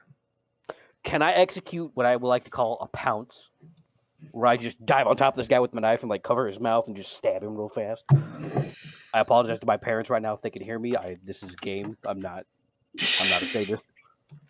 Considering that he is prone and you are standing, you may do so at advantage. Roll me an attack. Let's roll. go! Come on, D20. Damn. That's a 5. That's cool. What was that, NT? I said sometimes the murder hobos just gotta stab. I rolled a 5 and a 3. Cat, back me up, buddy. Back me up. Do the same thing. I'm there, man. Yeah. You I'm do on have 2 attacks. Oh, let's do another one. That's an 8. Come on. I launched that dice somewhere completely different. Come on. 13. What's my knife thing? Okay. Long knife. Oh, attack bonus is +5. That's 18. Yeah, 18. 18 to hit. So you are able Only took to. him 4 tries. Shut. I'll accept that. Never mind. That was upsetting. So just for case of brevity, you are able to pounce on this guy, and at first, you sink your knife where you thought was his throat, but it was in the ground, and you hear him kind of yelp. And it was at that point where the knife is still in the ground. You just bring it over and slice his throat, holding his mouth closed. And all is silent as you were hearing the gurgling and shit. I'm gonna look at Morgrim Hold and on. just put my. Oh, It's silent for 1 minute. 2 minutes. You appear to have killed this man as quiet as possible. I'm just gonna look at Morgrim and I'm just gonna put my finger to my lips and just gonna like pull my knife out and just get up and then just like sneak off like a goblin through the woods. Just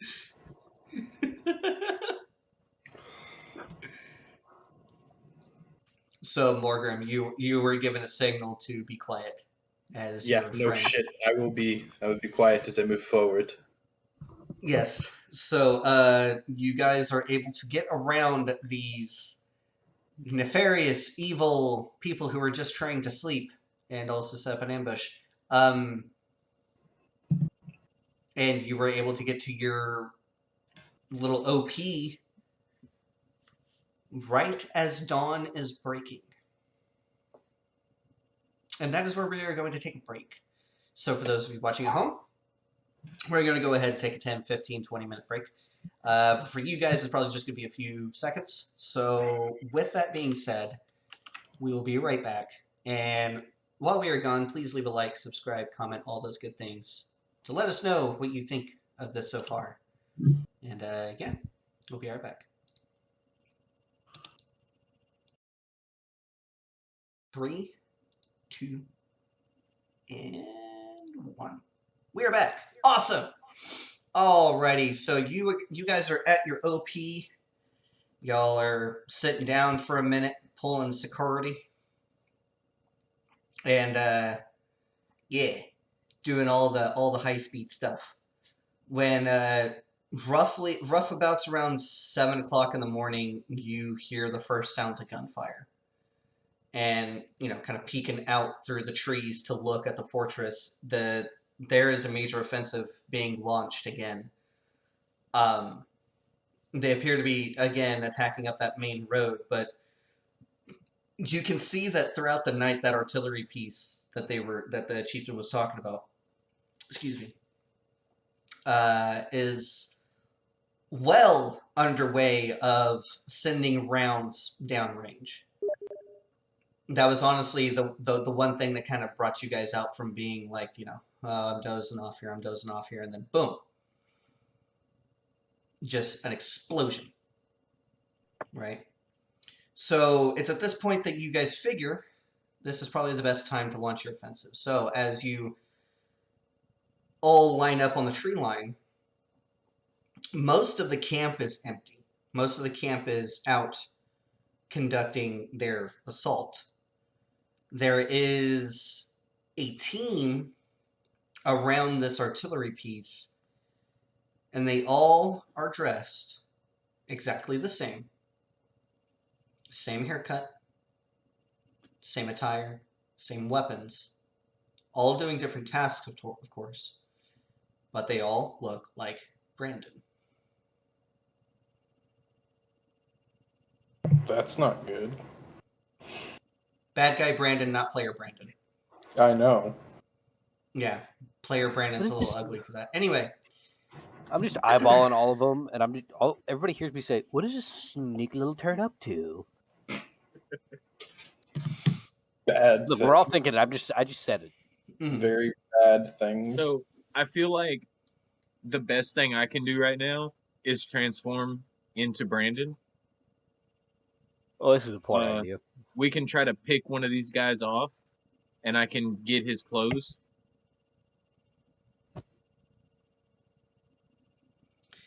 I mean, that is a plan.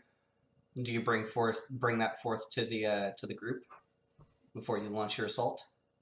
Yeah, once I see that they all look like Brandon, that can only be used to my advantage. Like, I would be dumb if I didn't try to use that to my advantage. Mm-hmm. And at least try to get, if we can pick one of the guys off or something like that.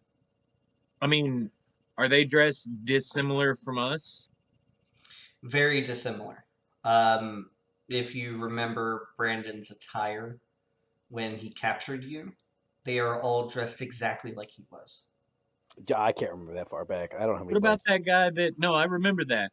What about the guy that he just killed? That Marty just killed. Was he the same way? It was at night, so it was hard So for you we guys weren't to see. really looking. Yeah. Okay. Well, that and his clothing is now probably covered in blood. So I tripped. Um, execute pounce. So what's the plan here? NT, do you have any ideas you want to bring forth? Only idea I really got going is charge in and fuck it up. I mean, there Let's say are no. places where you can take cover. There's vehicles all around here that you can take cover in, or on, or what have you. You can, with the appropriate stealth checks, be in and amongst them and launch an ambush on these guys. okay. Their attention is obviously away from the tree line. How many weapons are we, or like how many individual things are we trying to knock out here? It appears to be just one big artillery piece, and the artillery piece, there's no other way of being able to explain what it looks like, so I'll have to explain what it looks like as far as out of character. Your characters would not know what this looks like, but it honestly looks like a modern day howitzer. Okay. One thing real quick. C-33. The only problem with Ket's plan is being able to actually attract one of them in order to take them out quietly so that Ket can change. And then there, of course, is the problem of differentiation between not Brandon, not Brandon, the Ket not Brandon. You know, it's Ket can definitely do some harm to himself if he goes along with that plan. So I think we should go with my original plan of take the sharpshooters, maybe send NT Morgan Ket down because they're not technically sharpshooters, and me and the team of sharpshooters start trying to pick these guys off. And once we hit one, weaken them or whatever, Morgan NT Ket starts like truly taking them down. Because we're playing with fire here with trying to get too close. The artillery piece fires again as you guys are talking. But I do have sharpshooter. I mean, if you got sharpshooter, you can stay. Just it was good. It was my idea to send the three of you because we got 5 other sharpshooters besides me. On the other hand, I also have disguised self. The round impacts close to the gatehouse. I'm just gonna look at the 5 sharpshooters we got and be like, it's go time. You 3 go. And I'm just gonna fire a shot at the guy that seems to be in charge. So as you guys are analyzing, there is one guy who appears to be,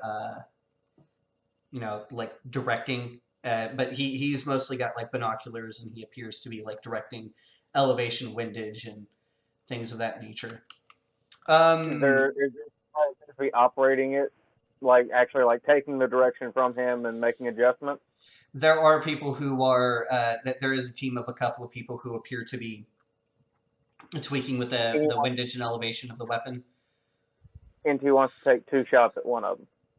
Okay, and you're going to be shooting twice and then moving up to hide behind something, and you're actually going to get close and personal to them, or are you going to stay behind with the sharpshooters?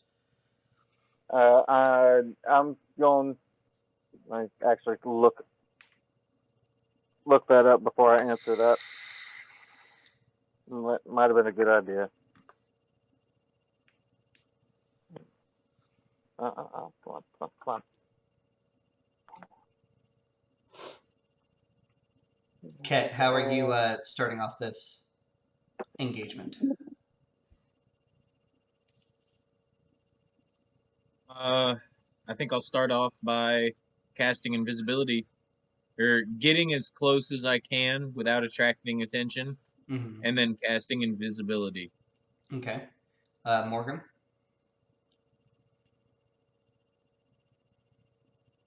Let me see something. Do I have anything useful here? So when I do that, how far away will I be? Whenever you pop invisibility, you'll be here. I actually need to set up the owlbear because we are definitely going to need it for owlbear. Need owlbear for this. Owlbear. I did that a little too well. Yeah, you did. That was kind of Shut up. weird. Okay, so let's set up owlbear. Let us grab. Fuck it. We'll just use the roadmap. Oh, that's the nightclub fight of one of my other sessions.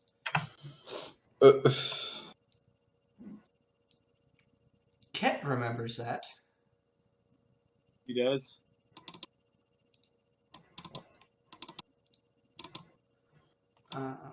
Yeah, everyone drop in your tokens. I'm really hoping this little picture isn't copyrighted. I mean, it probably is, but It's been used as so many memes, it doesn't matter. okay.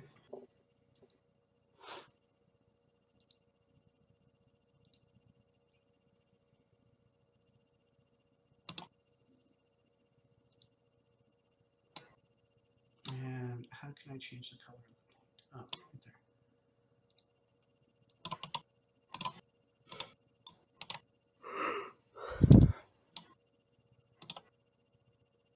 Y'all need to get like personalized little emblem things like me, because you know that's me. It's Marty Robbins. Hang on. Go ahead and draw a little forest here.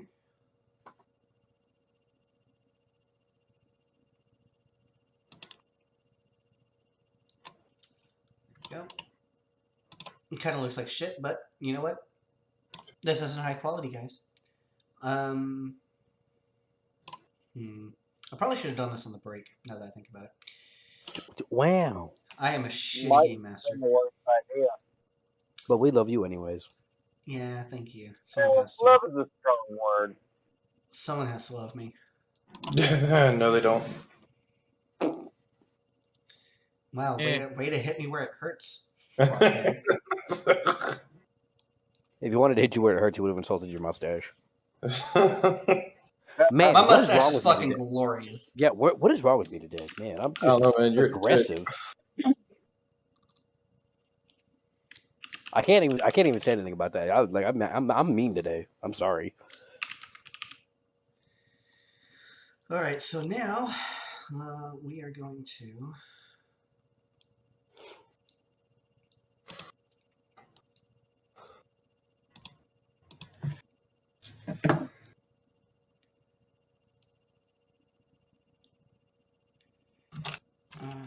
So that's 5.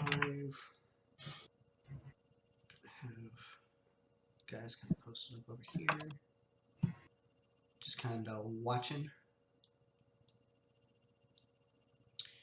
And then we're going to what's a good artillery piece token?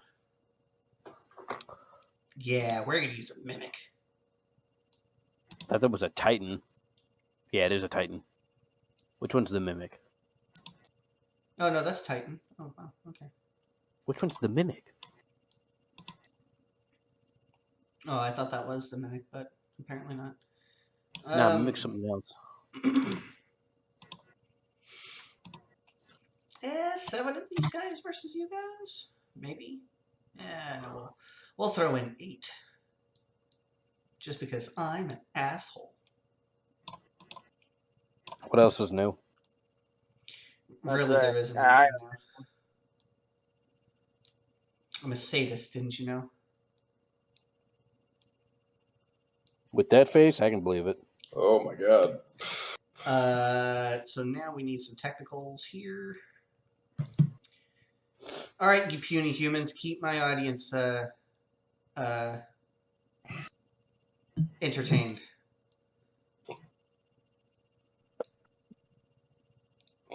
Up. I'm just kind of surprised with like an hour and a half left. We're gonna start a major fight. Nah, it'll be fine. Yeah, be alright. It'll be You alright. You're looking at what I'm looking at, right? Yeah, this is the artillery piece. The big, like, mouth thing.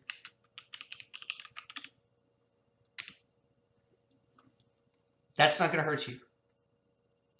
Hopefully. Hopefully. What's bigger than gear thing?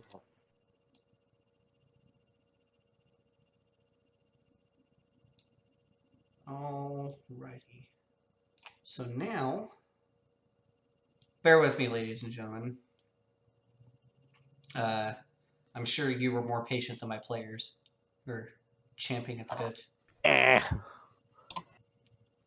You haven't earned. And then we're going to go with Discord. Possibly. Maybe. Same.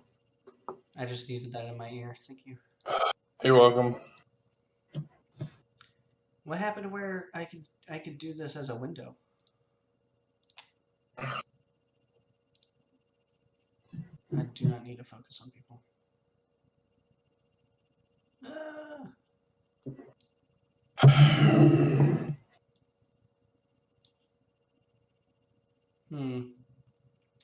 Weird. I thought I could do this as a window. All right, so what we're going to do is we're going to do this, and then there's the combat table, hopefully, while it loads up for you. And then we're going to add in the pretty faces of my players. Well, not that many pretty faces. There we go. We'll just do it like that. All right. Then we'll lock that in. Okay, so with that being said, Take my tokens. yeah, we're gonna use that one. The weird one here. I don't know why it's so big. Yeah. So Ket, you are able to get up to here before it would probably be best that you go invisible. Invisible. I'm invisible. No one can see me. Yeah. Morgrim, where are you going to go to start this ambush? Now, this green, this is the tree line, right? Yes. Cat's there. I'm gonna start moving this direction.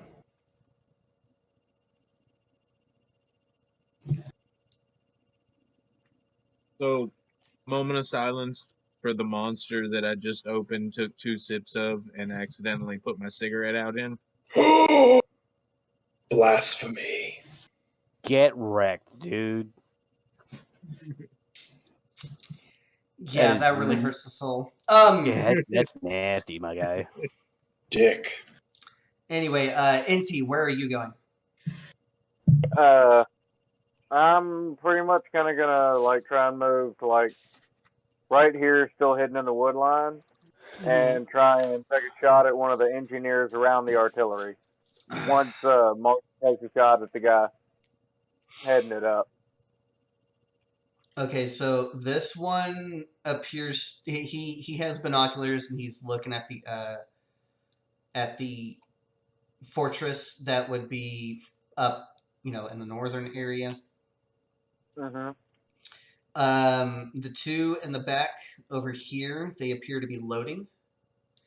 These guys are adjusting windage and elevation and also firing. These guys appear to be just watching. Okay, then I want to take a pot shot at like this dude or this dude. One of the two. Don't really care which. Okay. So you're opening up the engagement by firing. Once Marty makes his shot. Yeah, of course. Yeah. Morgrim, are you actually going to be getting up close and personal to these guys, or are you going to stay in the tree line?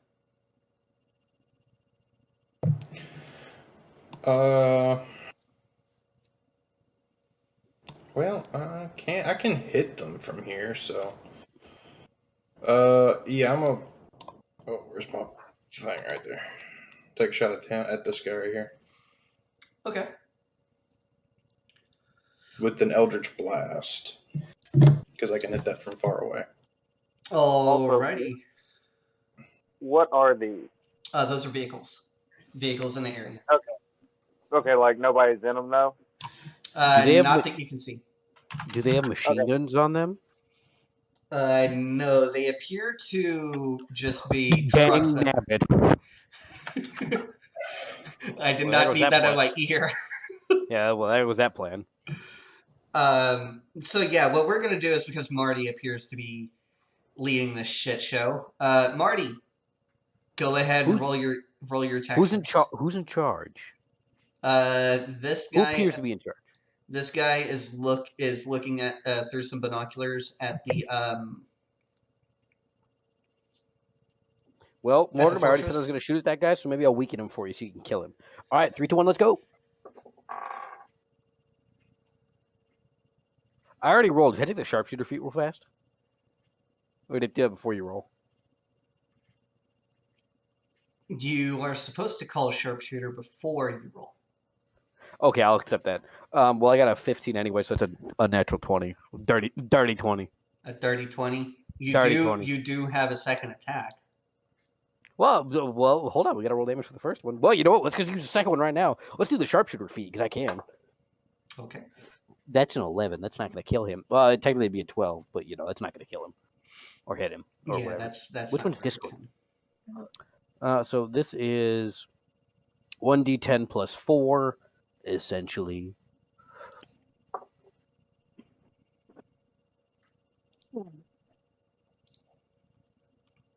Where the fuck is my jam screen? There it is.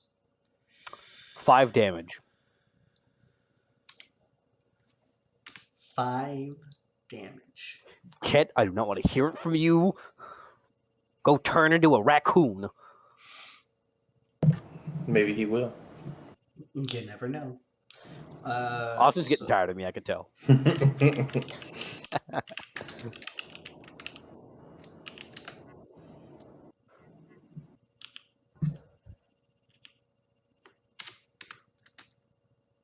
You know these dice don't like me. You know it.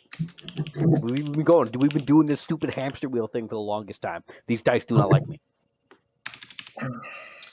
Okay, so he is shot. Next on the docket, I'm going to say is Inti. I don't think we rolled it initiative. Okay. Yeah, we didn't roll initiative yet. We're handling the surprise round. What's up, Inti? All right. So, can I use my first shot for one of those guys and my second shot for the other guy? Because I forgot I had 2. Yeah. Cool. Just and mark who you're going to be shooting. Okay, I'm using sharpshooter on both of these. I'm going to number them for you guys. All right. So isn't that -5. All right. So then that is a 11, 6, 17 to hit, including the -5 for sharpshooter. That hit. Yes. And which number are you hitting? Oh yeah, might be. I'm hitting number 2 first, and then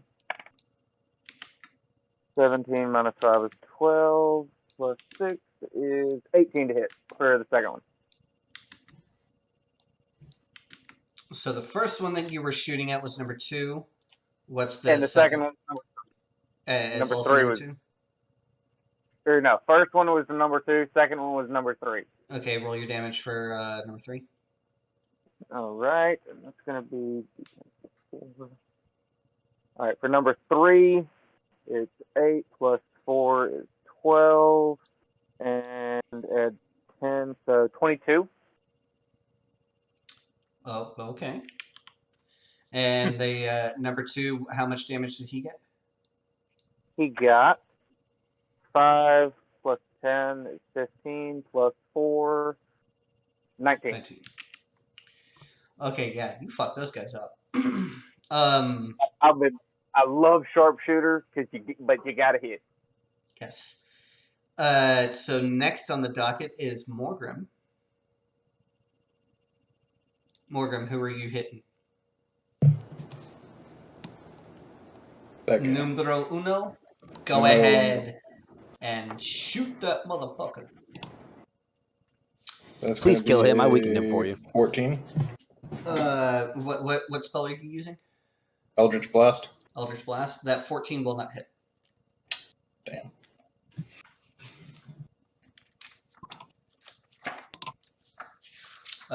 You can, however, roll another attack because I believe you get a second beam. Yes, I do.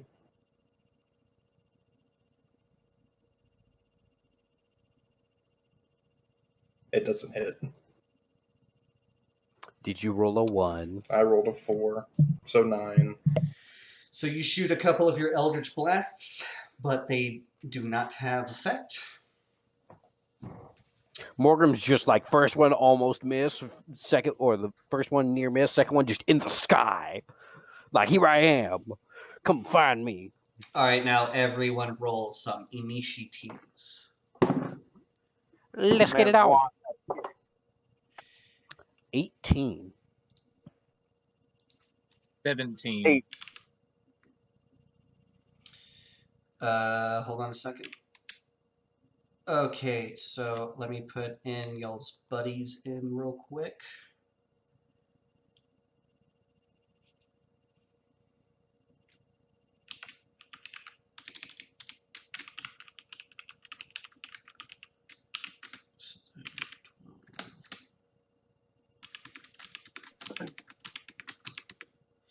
All right, so Inti, you first.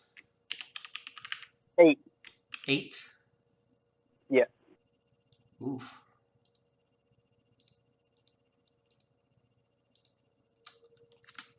All right, Marty. 18.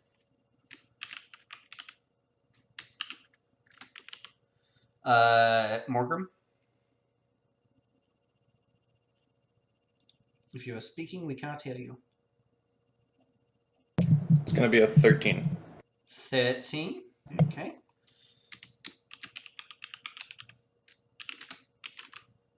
And Ket. 17. 17.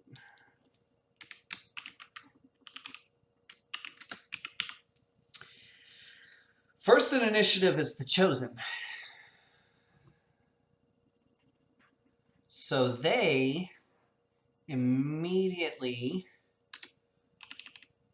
spin about and begin giving fire. Number 1 is going to shoot at Marty. Marty, you have half cover. No, 3/4. Okay, that's fine. That's fine. What does half cover do? It gives me +3, +5, +2, +2. +2. Got it.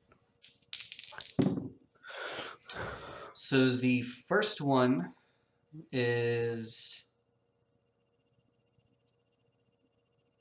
23 to hit. Ow. And the second one is a 10 to hit.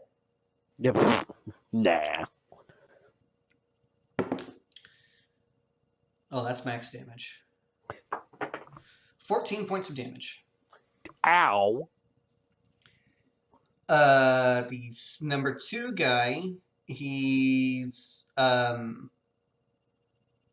actually going to fire the artillery piece, and you see it impact the outer gate.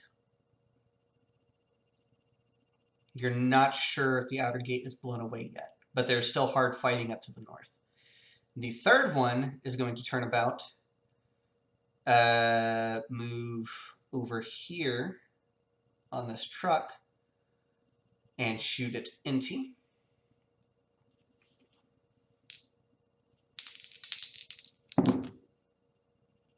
Well, the first one is definitely going to hit. The second one is 17 to hit. Nope. Well, that first one is definitely going to hit. Out of curiosity, how much cover do the vehicles grant?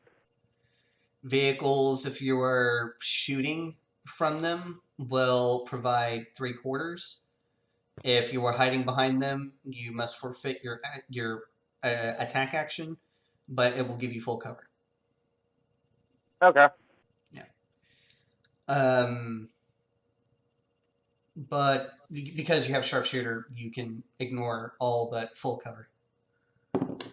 So that one and only attack will deal 10 points of damage to you, Inti. Okay. Number 4 is going to move 15, 20, 25, 30. And he is going to shoot at sharpshooters and deals a natural 20.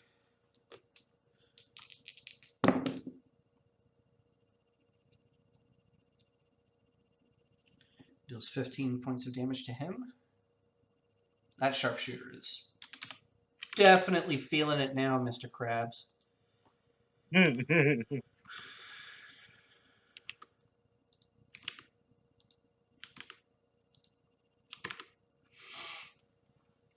All right. So number 5 is going to move next to number 3 and shoot at Morgrim.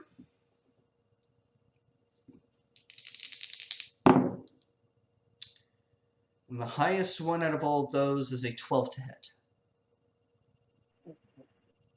Morgrim. Cannot hear you. 12? I'm pretty sure it does not hit. It's like 4 pages on this thing. Oh, nope. It definitely hits. Oh, damn. What's Yeah. your dexterity, bro? +0, it's a 10. Oof. Okay. Yeah. Damn. I was hoping that. Yeah. I mean, the second one doesn't hit because it rolled a 4 on the die. That's 11 points of damage. Jesus. Um.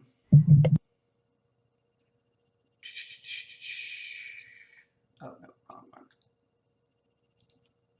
Where's my GM screen? There we go.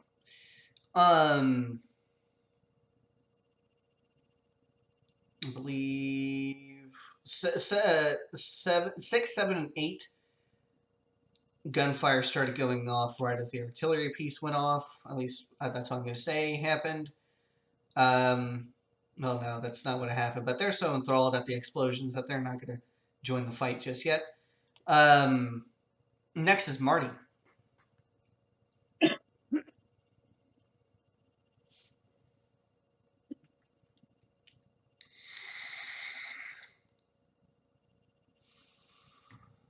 You were muted, Mr. Marty. Kill. What are we doing? Kill. Yep, straight kill. All right. And first attack, we're going to kill this guy. I didn't even look at what my dice roll was. I'm going to set that out to the side. It's not even my dice roll because I accidentally shifted the mouse. That guy. Kill that guy. That Nobody guy. likes that guy. That guy. Nobody likes that guy. Shoot that Number guy one. in the face. In the face. In the face. We're going to roll again because I don't even remember what my original dice roll was. Bingo. 11. Nope. Yep. Called it. Excuse me. We're going to shoot him again. It fell on the floor.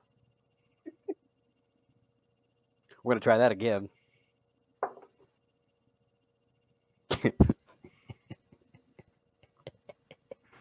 Yeah, boy.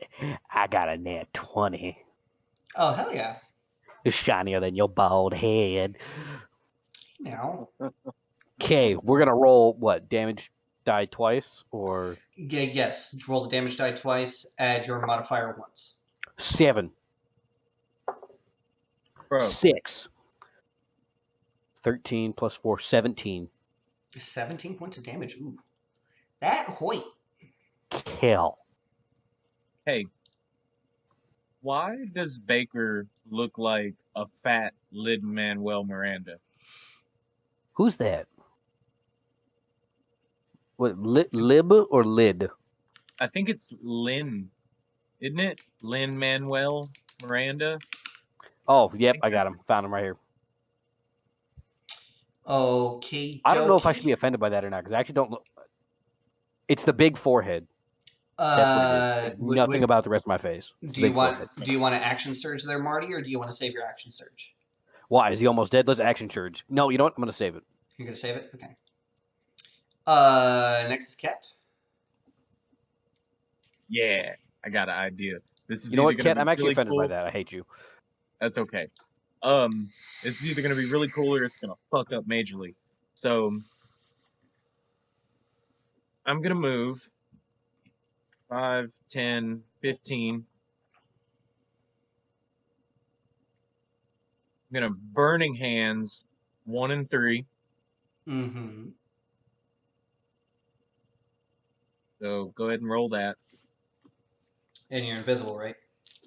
Yes. Well, the first one's gonna save. Second one is not going to save. Awesome. So he takes, is it 3d6? 2, 1, 2, 3. So 14 points to number 3, 7 to number 1. Okay. 7 to number 1. And 14 to number 3. Yes. Okay. Wait, no. Right? That was the wrong one. It's this one. Ooh, number 3 is bleeding. Awesome. Is number 1 dead? No. Damn it. Okay. That's right. Number 1 was the big stronger guy, wasn't he? No, he saved. Oh, yeah. Well, he still took 7. Okay, so now number 4 is I'm gonna use my sorcery points, and number 4 is gonna get an ice knife. Okay, I sniped the fuck out of that guy. I make a ranged spell attack, which gets a +6.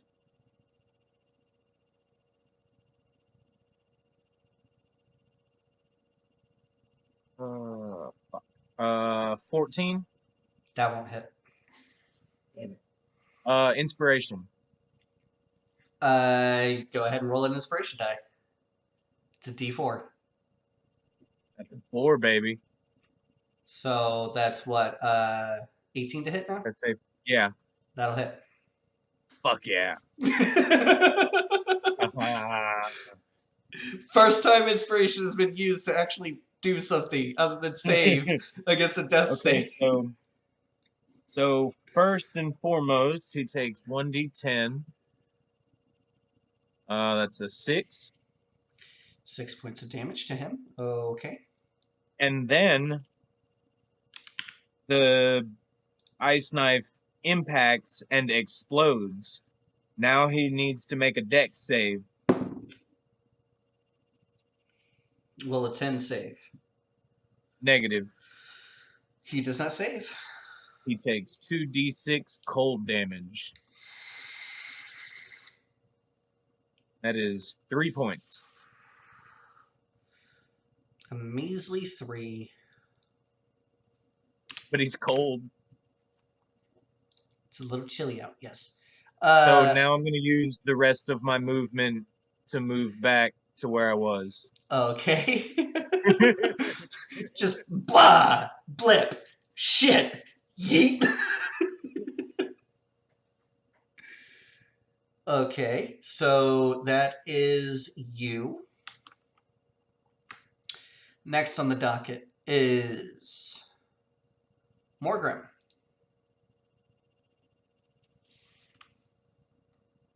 Can I hear you? This guy yet again. I'm determined to kill him. Do it to it. Oh, thank God. 22. 22 He does took 17 hit. points of damage. That guy should definitely be dead. He is not dead. There's 7. 16. 16 points of damage. Did you roll your hit dice twice? Because you have to roll separate attacks for each of your beans.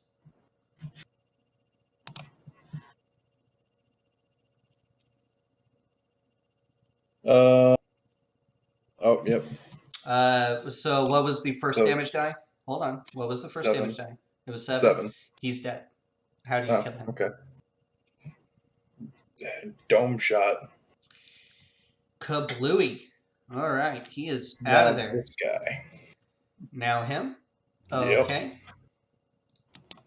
Go ahead and do it to it. That's another 22. Okay, roll your damage. And, I mean, I'm rolling an owlbear, so. That's an 8. 8 points of damage. Okay.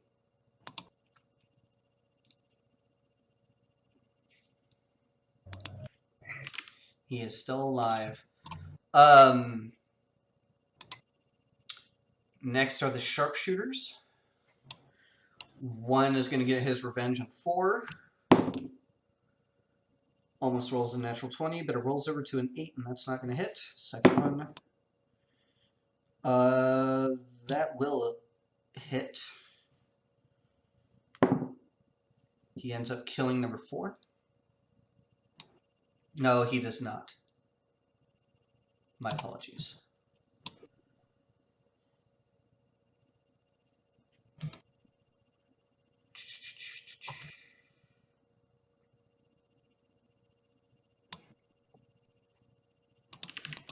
I'm blanking out on math here.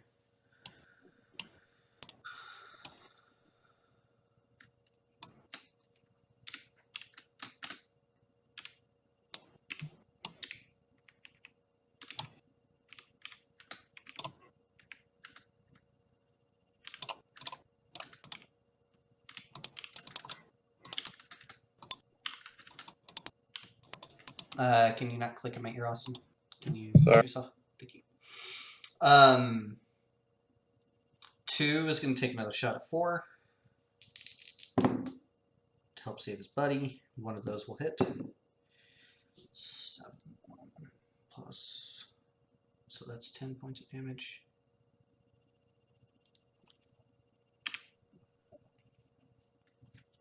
Then 3 is going to shoot 3. Misses. Hits. Dead.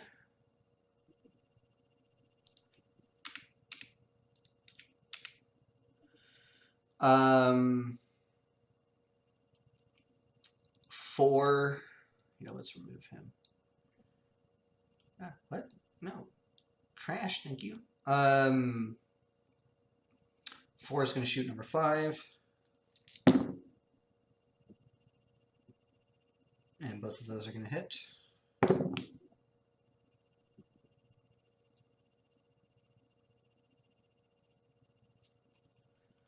Ooh, that hurts. 25 points of damage in total. And the last one, number 5, is going to shoot number 5. And he only gets 1 in, which he does 8 points of damage to 8, 9, 10, 11, 12 points of damage to him. Now it's NT.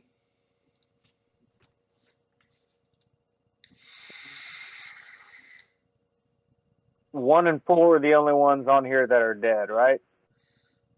No, 1 and 4 are alive. Oh wait, no, one ended up getting killed, so I'll remove 1. 4 and 5 are still up. All the baddies that have been dead are removed. Okay. You get to Well, shoot for then number 2 again. I'm going to take a sharpshoot at number 2. Go ahead. Come on, quickly. Ooh. going to be minus 12 plus 6 plus 1. Yeah, no, that's an 8. That one's not gonna work. Nope. You're gonna have to. I'm gonna do a one more nut again. One more nut again. One more nut again. Still with sharpshooter. Hey, there's a 17 That's plus 1. 8. All right, then that's gonna be 1d10 plus 1 plus 1. That's 7 plus 10, 17 plus 4, 21. you end up shooting him in the back through his heart, punching through his plate. That makes me happy. And yeah, that's like it. That's all I'm doing. He slumps over his controls. Top of the round to the chosen here. 6. No. So yeah, we're gonna have 6 go over, rip that dude out of his seat, and resume sitting over there. These guys are busy loading the artillery piece. They're gonna try to get another shot off. 4 is going to shoot empty.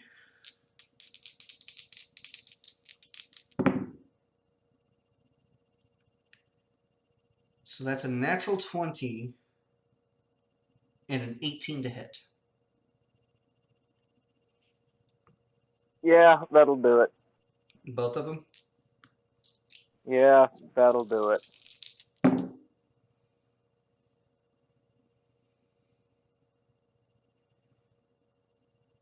So the first one is going to do 14 points of damage to you, NT. The second one is going to do 9 points of damage to you.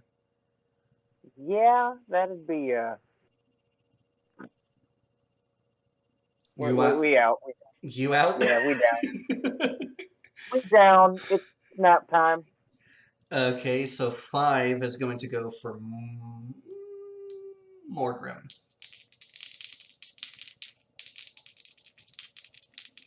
No, Marty.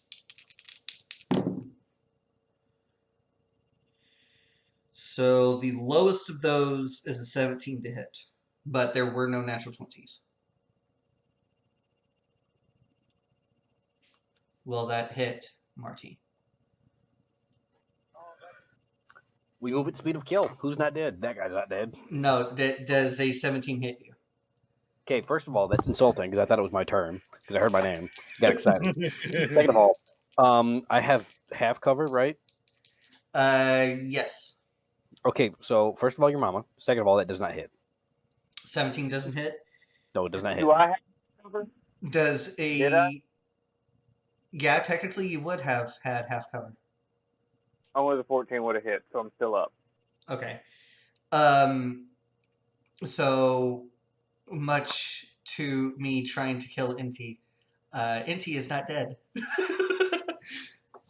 He's alive. Don't you kill my brother. Kill my brother. It'll be a blood feud. Then you obviously broken in. So the second one to hit you though, Marty, was a 22. Okay, first of all, your mama. Second of all, ow. Yeah. No, it's only one of those. So that is 10 points of damage. I can bring in that other die. I spit because that hurt. I didn't spit because let's get this straight. When I disrespect you, you're gonna know it. But yes, that is the enemy's turn. Inti, seeing them load that artillery piece, within the next 2 turns, they will be able to fire. Okay. You are the only one who is aware of that, though, because of your mechanical mindset. Does it look like it needs both of the guys back there to load it? It will definitely be faster if both of them are loading it. Okay. I want to holler to. Well, that's More- that's the end of the turn. The next person Okay. on the chopping block here, excuse me, is Marty. As a matter of fact, you're last in initiative, Inti. Yeah. So Marty, Who you tell? I'm not shooting you anymore. You can shoot back. Oh. That's not a D20. What is that? That's a D12? Get out of here. Nobody likes you. We're going to shoot at... That guy's too close to the artillery. I'm going to kill that guy. Number 7, right there. Nobody likes that guy. Nobody likes that guy? Shoot that guy. Nobody likes that guy. Now shoot him twice. First one is a 24.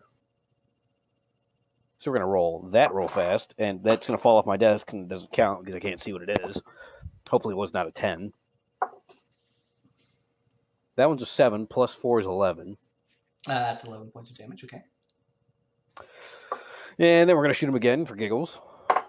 That's going to fall off my desk, so it doesn't count. And roll it again on my desk, and it stayed on my desk this time. And that's a I shoot the ceiling. There's no ceiling, so I'm going to shoot the ground. Okay. What did you roll to hit, though? 3. Oh. Roll So, for eight. ricochet. So unless he had his pants around his ankles, I'm not going to hit him. So, You know, he might. I mean, you do have an action surge. You want to use it now or wait? There's too many people to use it now. It's not fight or flight. Can I bonus action roll fast? Bonus action what? Drink a minor health potion. Yes, you may.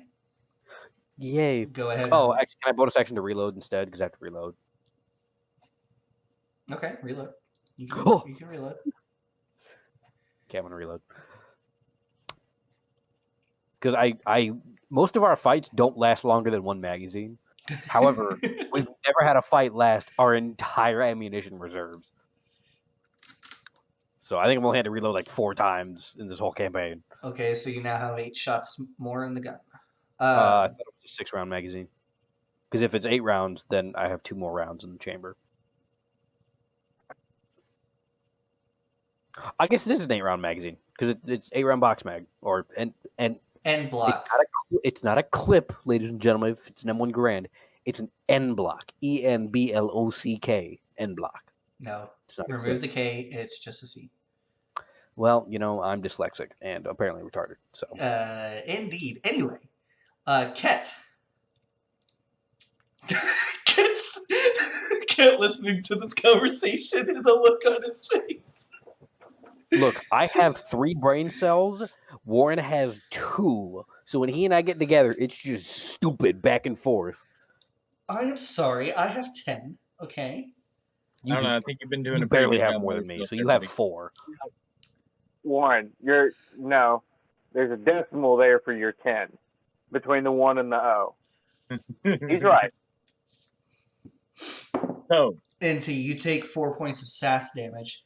Anyway, Emotional damage. some That actually puts me at 0. well, Inti's down. Ket, what are you doing this turn? so I am going to lean out from around the corner. Uh-huh. I'm gonna throw a dagger up in the air, and I'm going to cast catapult on it. I'm gonna catapult it to number 4. Coolness. Do it to it. Cool. Oh, wait, no, I need to give you a dex save, right? Yeah. Boink.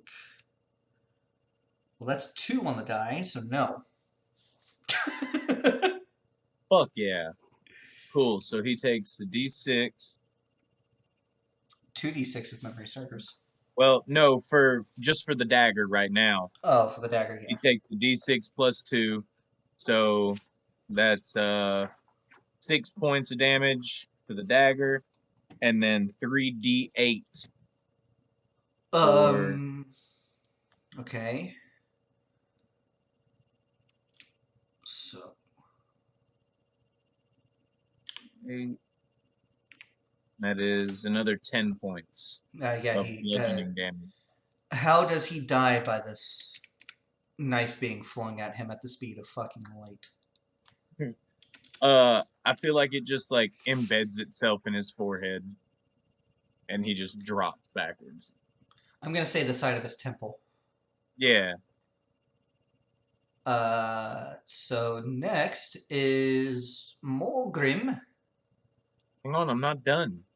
Oh, you're not done? Oh, my apologies. I'm My done. apologies. I'm so sorry. I might be done. Hang on. I forgot. Wait, no, that's right. Because I've got. So let me ask you this real quick. I meant to ask you earlier, but I kept forgetting.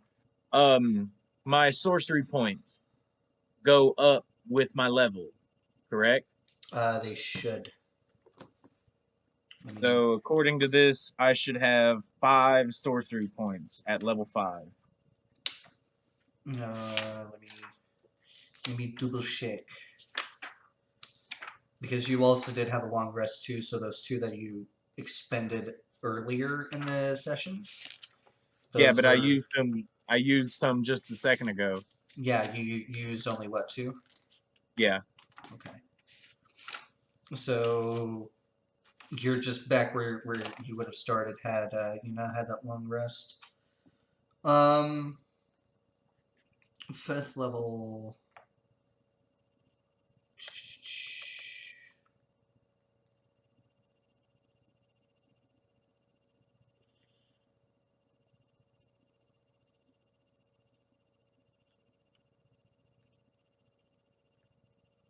Sorcery points column. Yeah, you would have had 5 to start. You already used 2, so you're at 3. Awesome. So he's gonna get a. I will. What am I gonna do? How far is number 7 from me? Is he within range? Let me Uh, grab the measuring tool. 45 feet away. 45. Okay. That's. Oh hell yeah. Okay, so he's number 7's gonna get a firebolt. Firebolt that dude.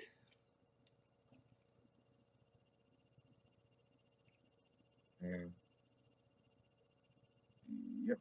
18 to hit. 18 will hit. Ket's on fucking fire today, bro.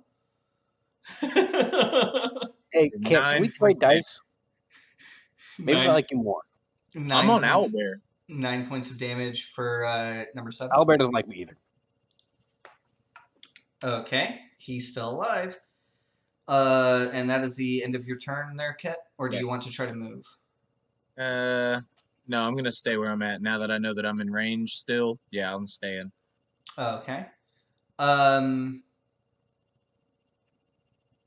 Morgrim, now you're next. I cannot hear you. Finally. No, I've got a direct line of sight on this guy again. You did see that NT has fainted and appears to be lifeless. Motherfucker. I hate you. See what happens when you're smart ass, Brandon? Emotional Shit damage. Wouldn't have been talking shit.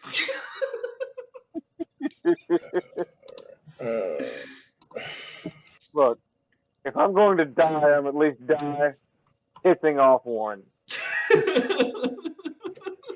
Alright, I'm gonna cast Cure Wounds on him. You gonna run over to him and cast it? Yeah. Alrighty, so That's gonna be... go ahead and tell NT how much health he receives. It's gonna be a total of 13 points. 13 points. Thank you so much. Inti, you come to with Morgrim placing his hand upon your chest and being like, "Get up." Well, what do you say to him, Morgrim, as he wakes up? Get your ass up and back in the fight. As I laugh, and she's just like, "Hey, I was enjoying this nap." I was enjoying the snap.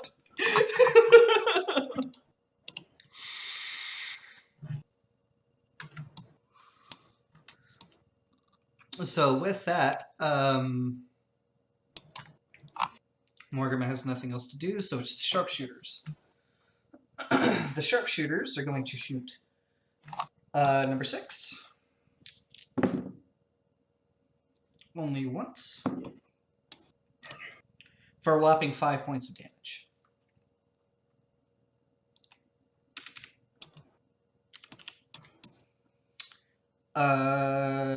Number 2 is going to shoot number 6 again.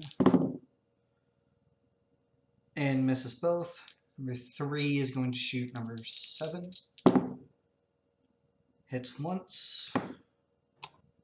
That one's decent. For 13 points of damage.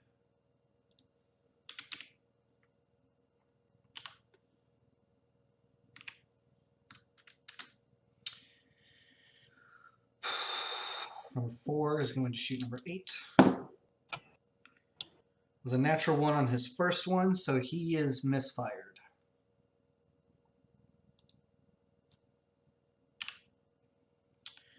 Number 5 is going to shoot number 5. And he will hit and kill him.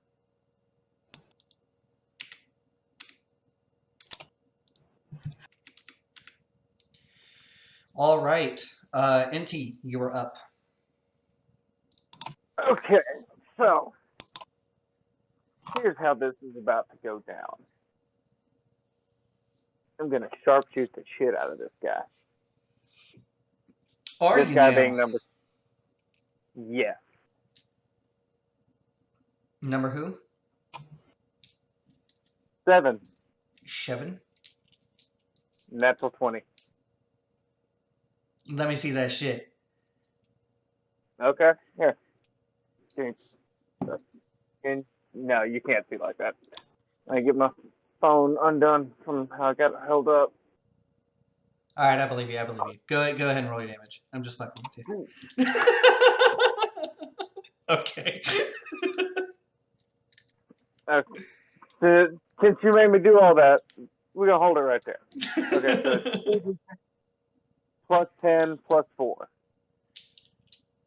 So it's 2d10 plus your modifier only once. That's a crit. Oh yeah. Oh yeah. So 2d10 plus 10 plus 4. Yep. And Don't worry about rolling your damage. Actually, your base damage is just enough to kill him. Okay, well, just for the hell of it, it was 33 damage. Yeah.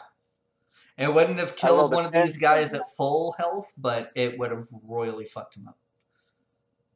Okay, so then now, gonna aim my second shot at number 8. Sharpshooting again, because I'm loving this shit. No.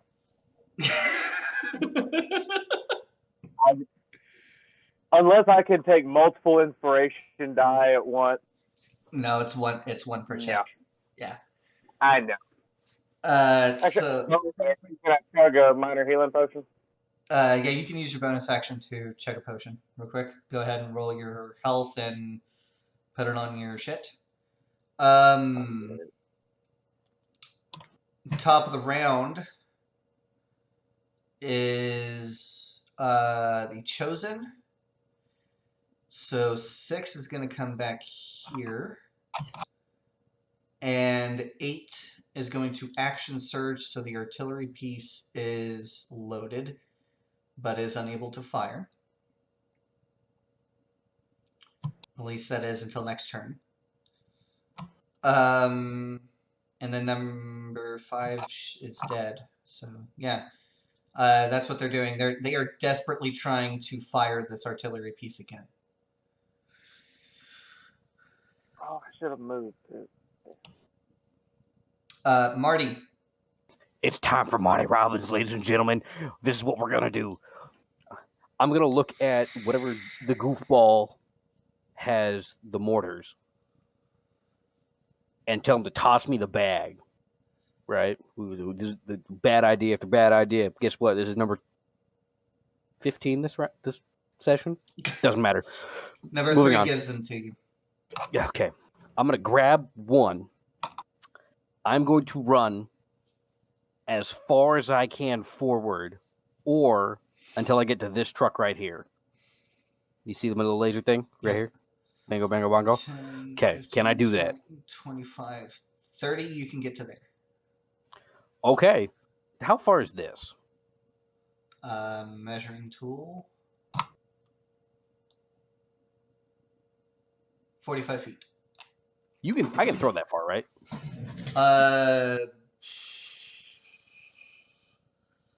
I'm going to say throwing is 20 feet.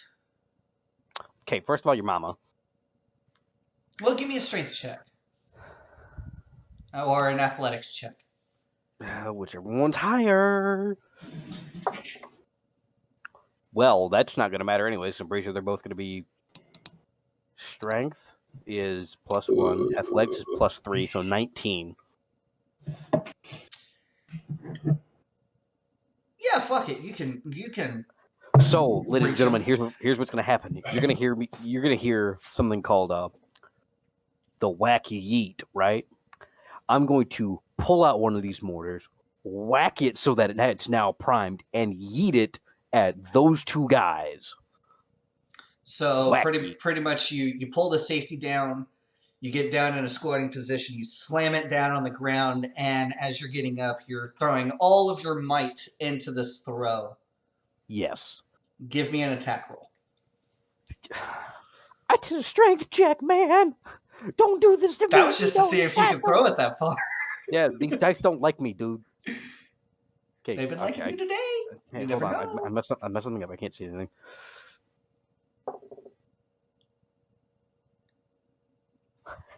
It's not a nat 20.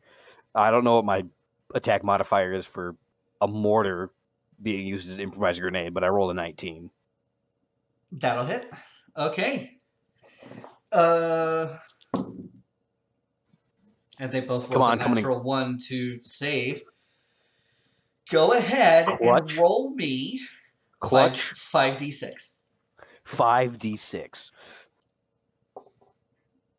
Okay, hold on. I need a piece of paper because I'm going to forget all these numbers. Do you work? Yes.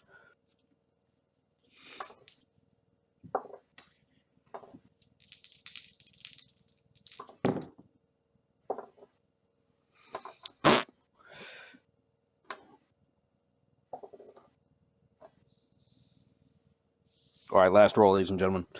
Come on. Good enough. 10, 15. 15 points of damage. Yeah. Hold on. 4 plus 3 plus 1 plus 4 plus 3. Yeah, 15. Okay, thank you. So Yeah, 15 points of damage in the resulting explosion. Any So chain reaction? that's what we're going to figure out. Well, I only moved 30 feet, so technically I still have one other attack. So if one of these guys somehow manages to crawl away... Roll me a percentile die. So I roll 2D... I roll technically 2d10s. Mm-hmm. Okay.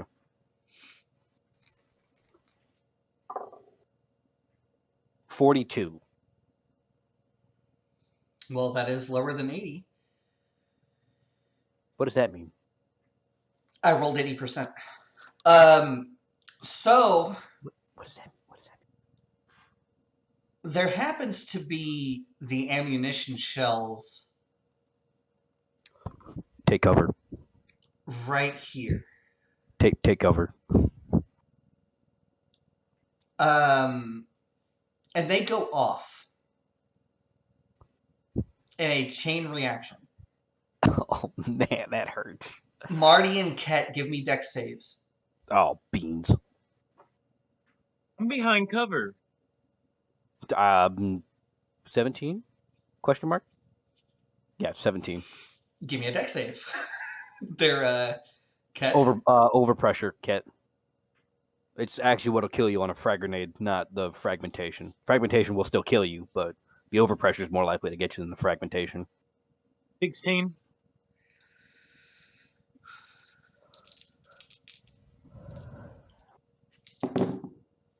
I swear, if you roll an at 20, I'm flying to Alabama or wherever you are. I'm hunting you down.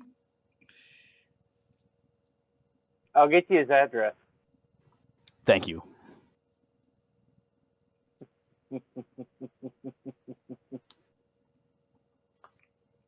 You both take 14 points of damage. Oh, that hurts. Oh, nap time.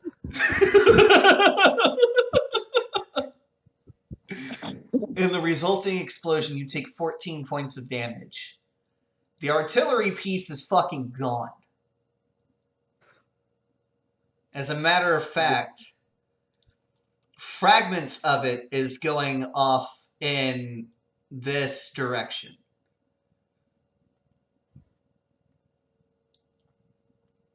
NT and 6 and 8 there. I mean, they're not fucking there because they. There is a red smear. No, there is no red smear. They were right next over to here. They were right next to the fucking magazine. It was instant vaporization. But yeah, that artillery piece explodes phenomenally. The resulting fireball almost getting to the tree line, where NT and Morgrim instinctively take cover. Man, Kate, you were behind a truck too, and you still got blown up. So because of that, after the smoke clears and everything is said and done, NT, the first thing that you see is Marty's lifeless body on the ground.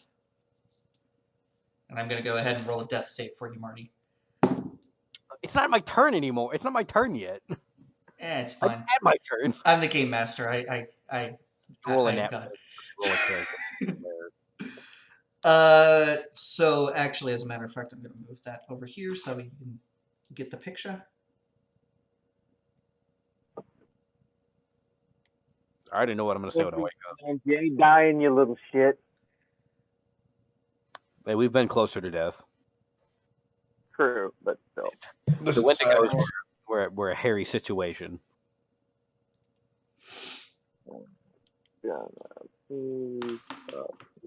Don't say shit. Don't click say on my shit. weather app, not what you sent me. So yes, with that being said, you guys are out of initiative. Inti, what are you doing? I run up to Marty and I cast first level Cure Wounds. Okay. Are you saying anything as you were casting it? Not really, no. Just like, come on, wake the fuck up. Come on, quit being a little bitch. Come on, like slapping him across the face. The slap across the face of life. So yeah. Neither can you. Marty smacks you awake. NT smacks you awake, Marty. Go ahead and tell him how much health he's getting there, NT. Ket. 10. I'm gonna turn and ask if anybody else needs healing. I can do a little bit of healing. I'm fucking good. Even after the 14 points of damage? That was literally all I took, dude. I'm fucking beefy as hell. Bro, I have 35 health. I have 44. So, yeah, NT appears to be seeing over his brother, smacking him back awake. The last thing that you remember before getting smacked awake by your brother there, Marty, is just a big fireball, and probably your last thought of, oh fuck, before the explosion washes over you. I'm going Enjoy your to, cocktail, dearie. just laying spread eagle on the ground. I'm just going to tilt my head up and look down, essentially my body, because of tattered shirt, tattered pants, ragged boots, to the crater that is their artillery piece. I'm just going to lay my head back down and be like, well, that's not the dumbest idea I've had today.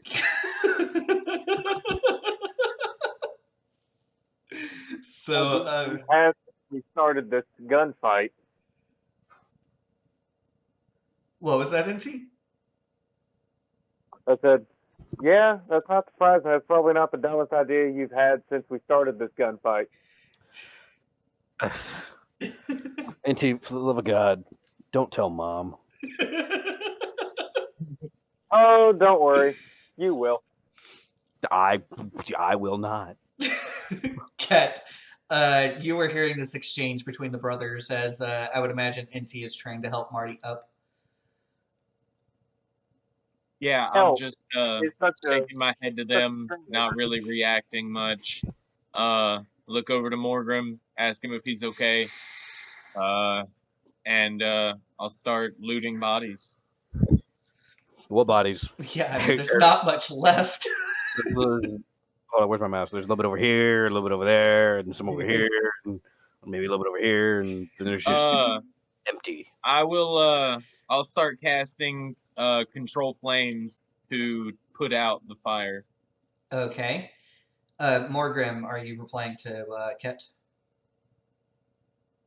Oh, wait. I gotta unmute you because I was hearing stuff in the background. There we go. So it was cutting in and out a little bit. What did Ket say? I was just asking if you were okay post fight. Oh, I'm fine. I mean, I'm still alive. I'm not, Yeah. too badly beaten. I definitely didn't go down like the other two. So Yeah. yeah. No. Otherwise, I'm okay. I think. Not so much worse for wear, but I definitely did not enjoy what we just did. Yeah, that was definitely fun.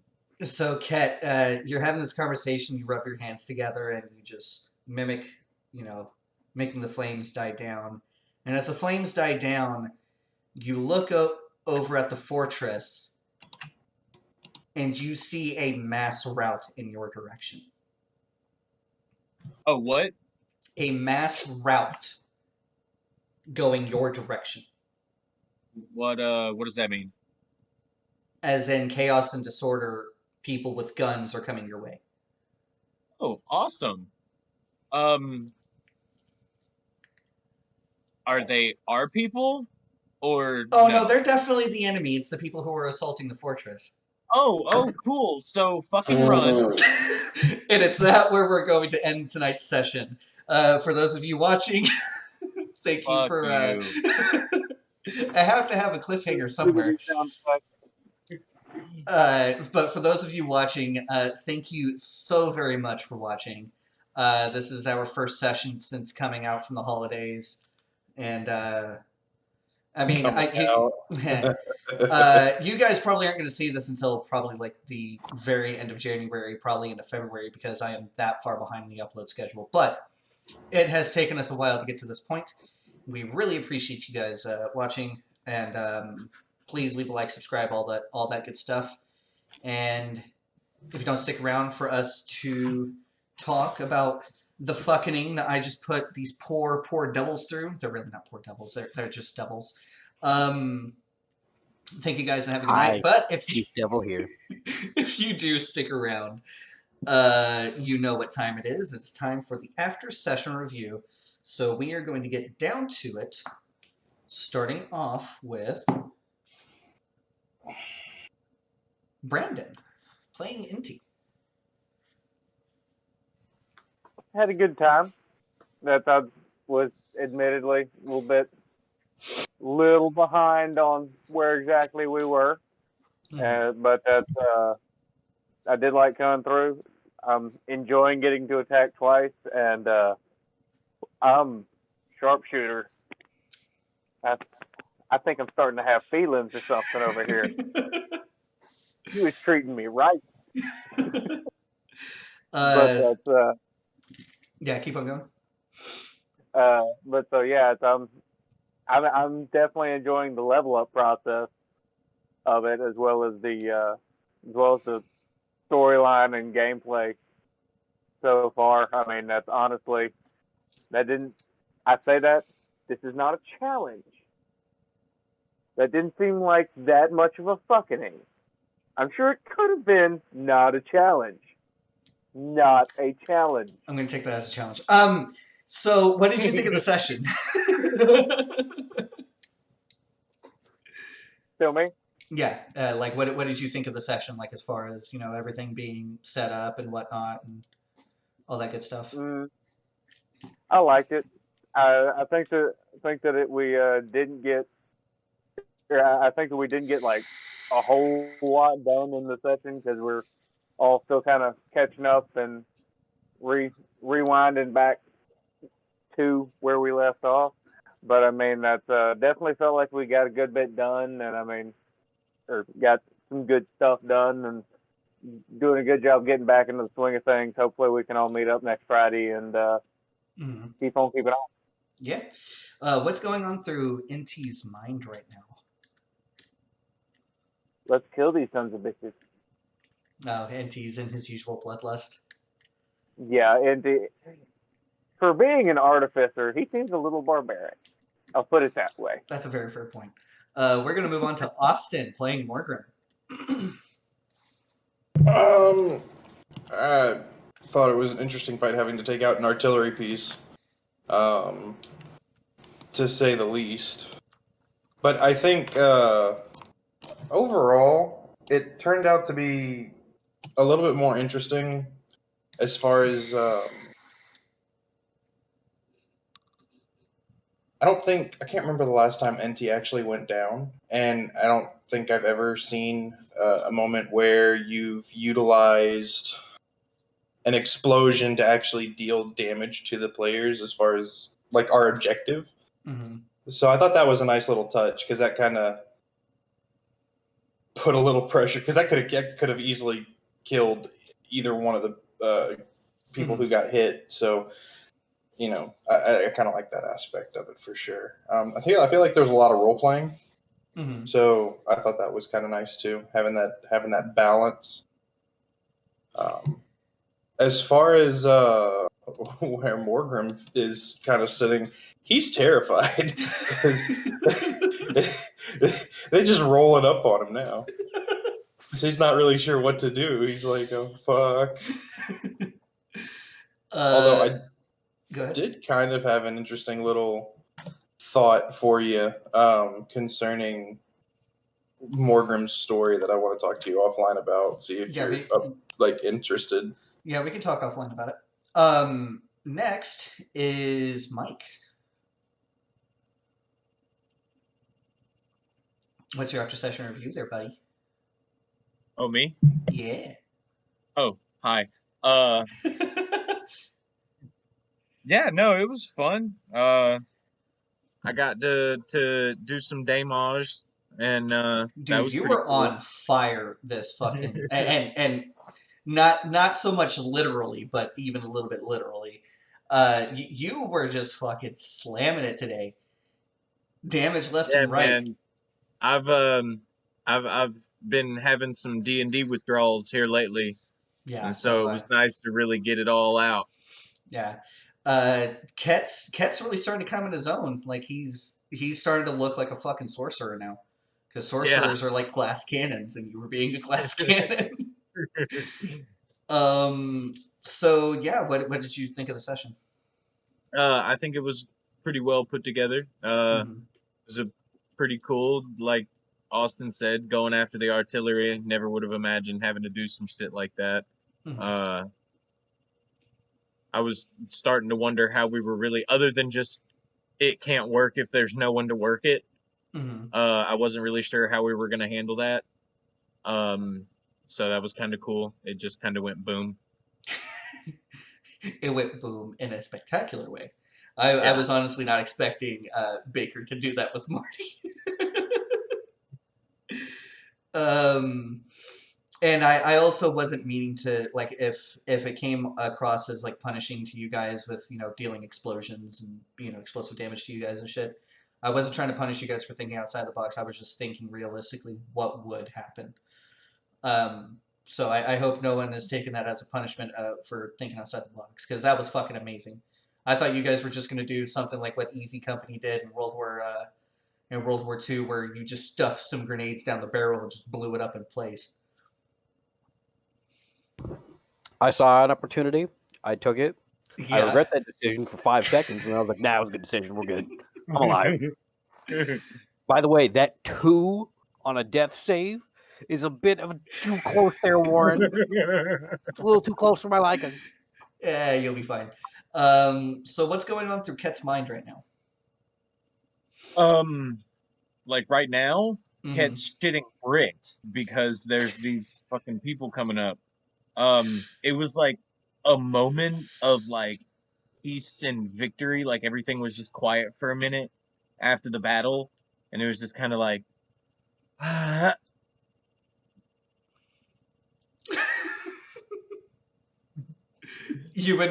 This would not be Broken Earth if you did not have a I just shit my pants moment with me. Like, there yeah. would not be Broken Earth. Like the last 5 minutes was definitely a roller coaster. Yes. So yeah, glad you liked it. Now we're gonna go to Baker. Baker, you know your usual questions. How did you like this action, and what's going on through Marty's mind? And Oh, what's going through Marty's mind is ow. First of all. Second, I'm really getting into this tactical mindset. Yes, I said this was a really poor idea. However, tactically speaking, this was a very good idea. Because what we did was we took the opposing forces' main source of damage away. Without that, they can't breach those walls. Especially without heavy casualties. It'd be a Pyrrhic victory just to get inside the walls. So tactically, this was a great plan.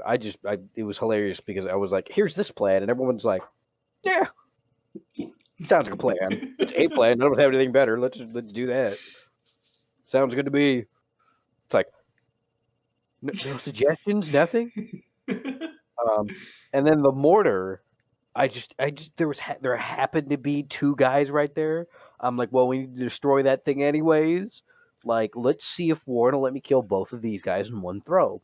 I did not expect the munitions box right next to it to go off. That was upsetting.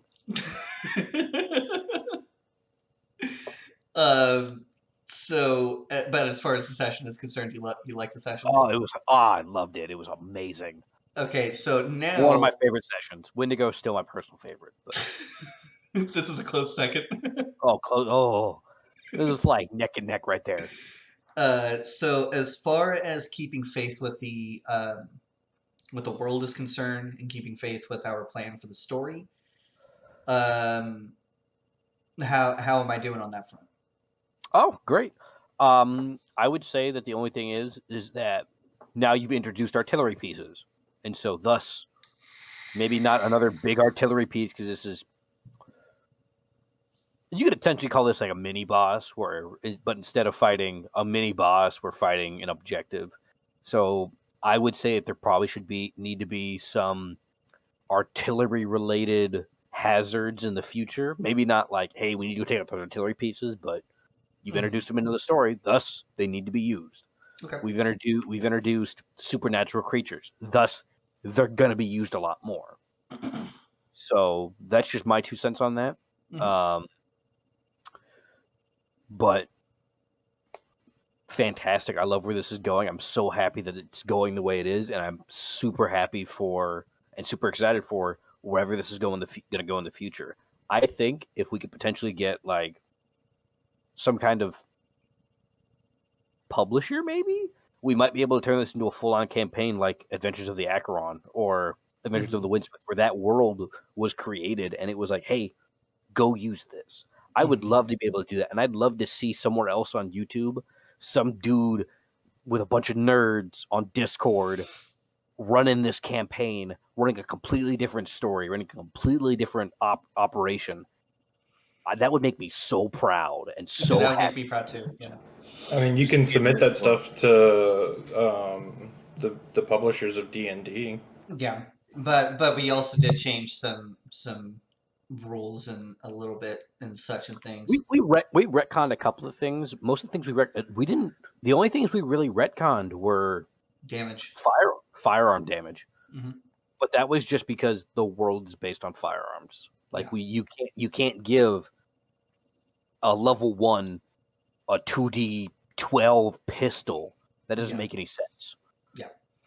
Like you'd have to scale the monsters to be able to handle that, or else he's just wiping out hordes of goblins. Like Or you're wiping out characters before they can actually come into their own too. That was the biggest thing. Is if I give it to you guys, I have to give it to the bad guys. So that was the whole balancing part of it. But yeah. So I'm keeping faith with the story and all that. Yeah, no, this is amazing. I love it. Okay. Well, as for me, the roleplay was honestly starting to get out of hand. I'm like, oh god, how do I reel this back in? But no, the fact that you guys are mixing in roleplay into combat. For one, for me, that's what D&D is all about, really. For one, and two, it shows me that you guys are, maybe not getting comfortable with the world because I've thrown some shit at you guys. I've thrown some bigger things in the past than Austin, and Austin knows the full dumbness I can go. But Sweet Jesus. but you guys are getting comfortable together as a group. I love that. You guys are getting comfortable enough with the world to where you're still on your toes, but you guys are immersing yourself in the world as far as being comfortable with that is concerned, and I love it. What else? The objective. The objective, honestly, you guys made that objective. All I did was just provide a problem. But once it came to that, I was like, I was honestly going to have you guys like take a position on the wall and make you guys roll dex saves and stuff and shit like that, and you guys repel an attack. No, you guys were like, no, let's go on the fucking offensive, and that is awesome. I love that. And the fact Enemies that can't be a problem if they don't exist. fair point. I am interested in what we're going to be doing next session. I will immediately start getting into planning on it, and yeah, it's what's up?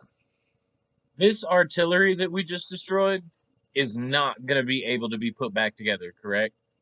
Dog. No. If that was a human, there would be pink mist for 3 miles. Okay. There would be a pink fog, and everyone's like, man, radiation must have gotten to the fog. Oh, man.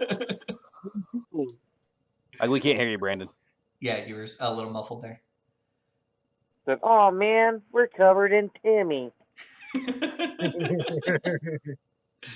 So Let me tell you, the that thing was not the brightest idea I've ever had. the thing is, though, is you guys are starting to see a unit, quote unquote, in the game that I've been introducing for the past couple of sessions, and I'm seriously wondering what y'all's inference on them is. I do want to kind of throw that up to the group. What do you guys think? I can't ask Baker this because Baker knows exactly what they are. But what do you guys think those guys that you were fighting are? I don't like them. I don't like them. I know what you're talking about. It was number 1, wasn't it? No, It was all of those guys. All of those guys had the same stat block. I thought there was like one of the guys was like significantly stronger. Mm-mm. He just seemed to be the one in charge. He was the one that was guiding the artillery. It's kind of creepy. Kind of that oh god, what do you call it? Where you see something that's kind of human but it's not. Uncanny Valley. Yes, thank you. It's very uncanny valley to see all of these Brandons Hmm. walking around. Okay. Did COVID bring back all of my intelligence? This is weird. So, like, are they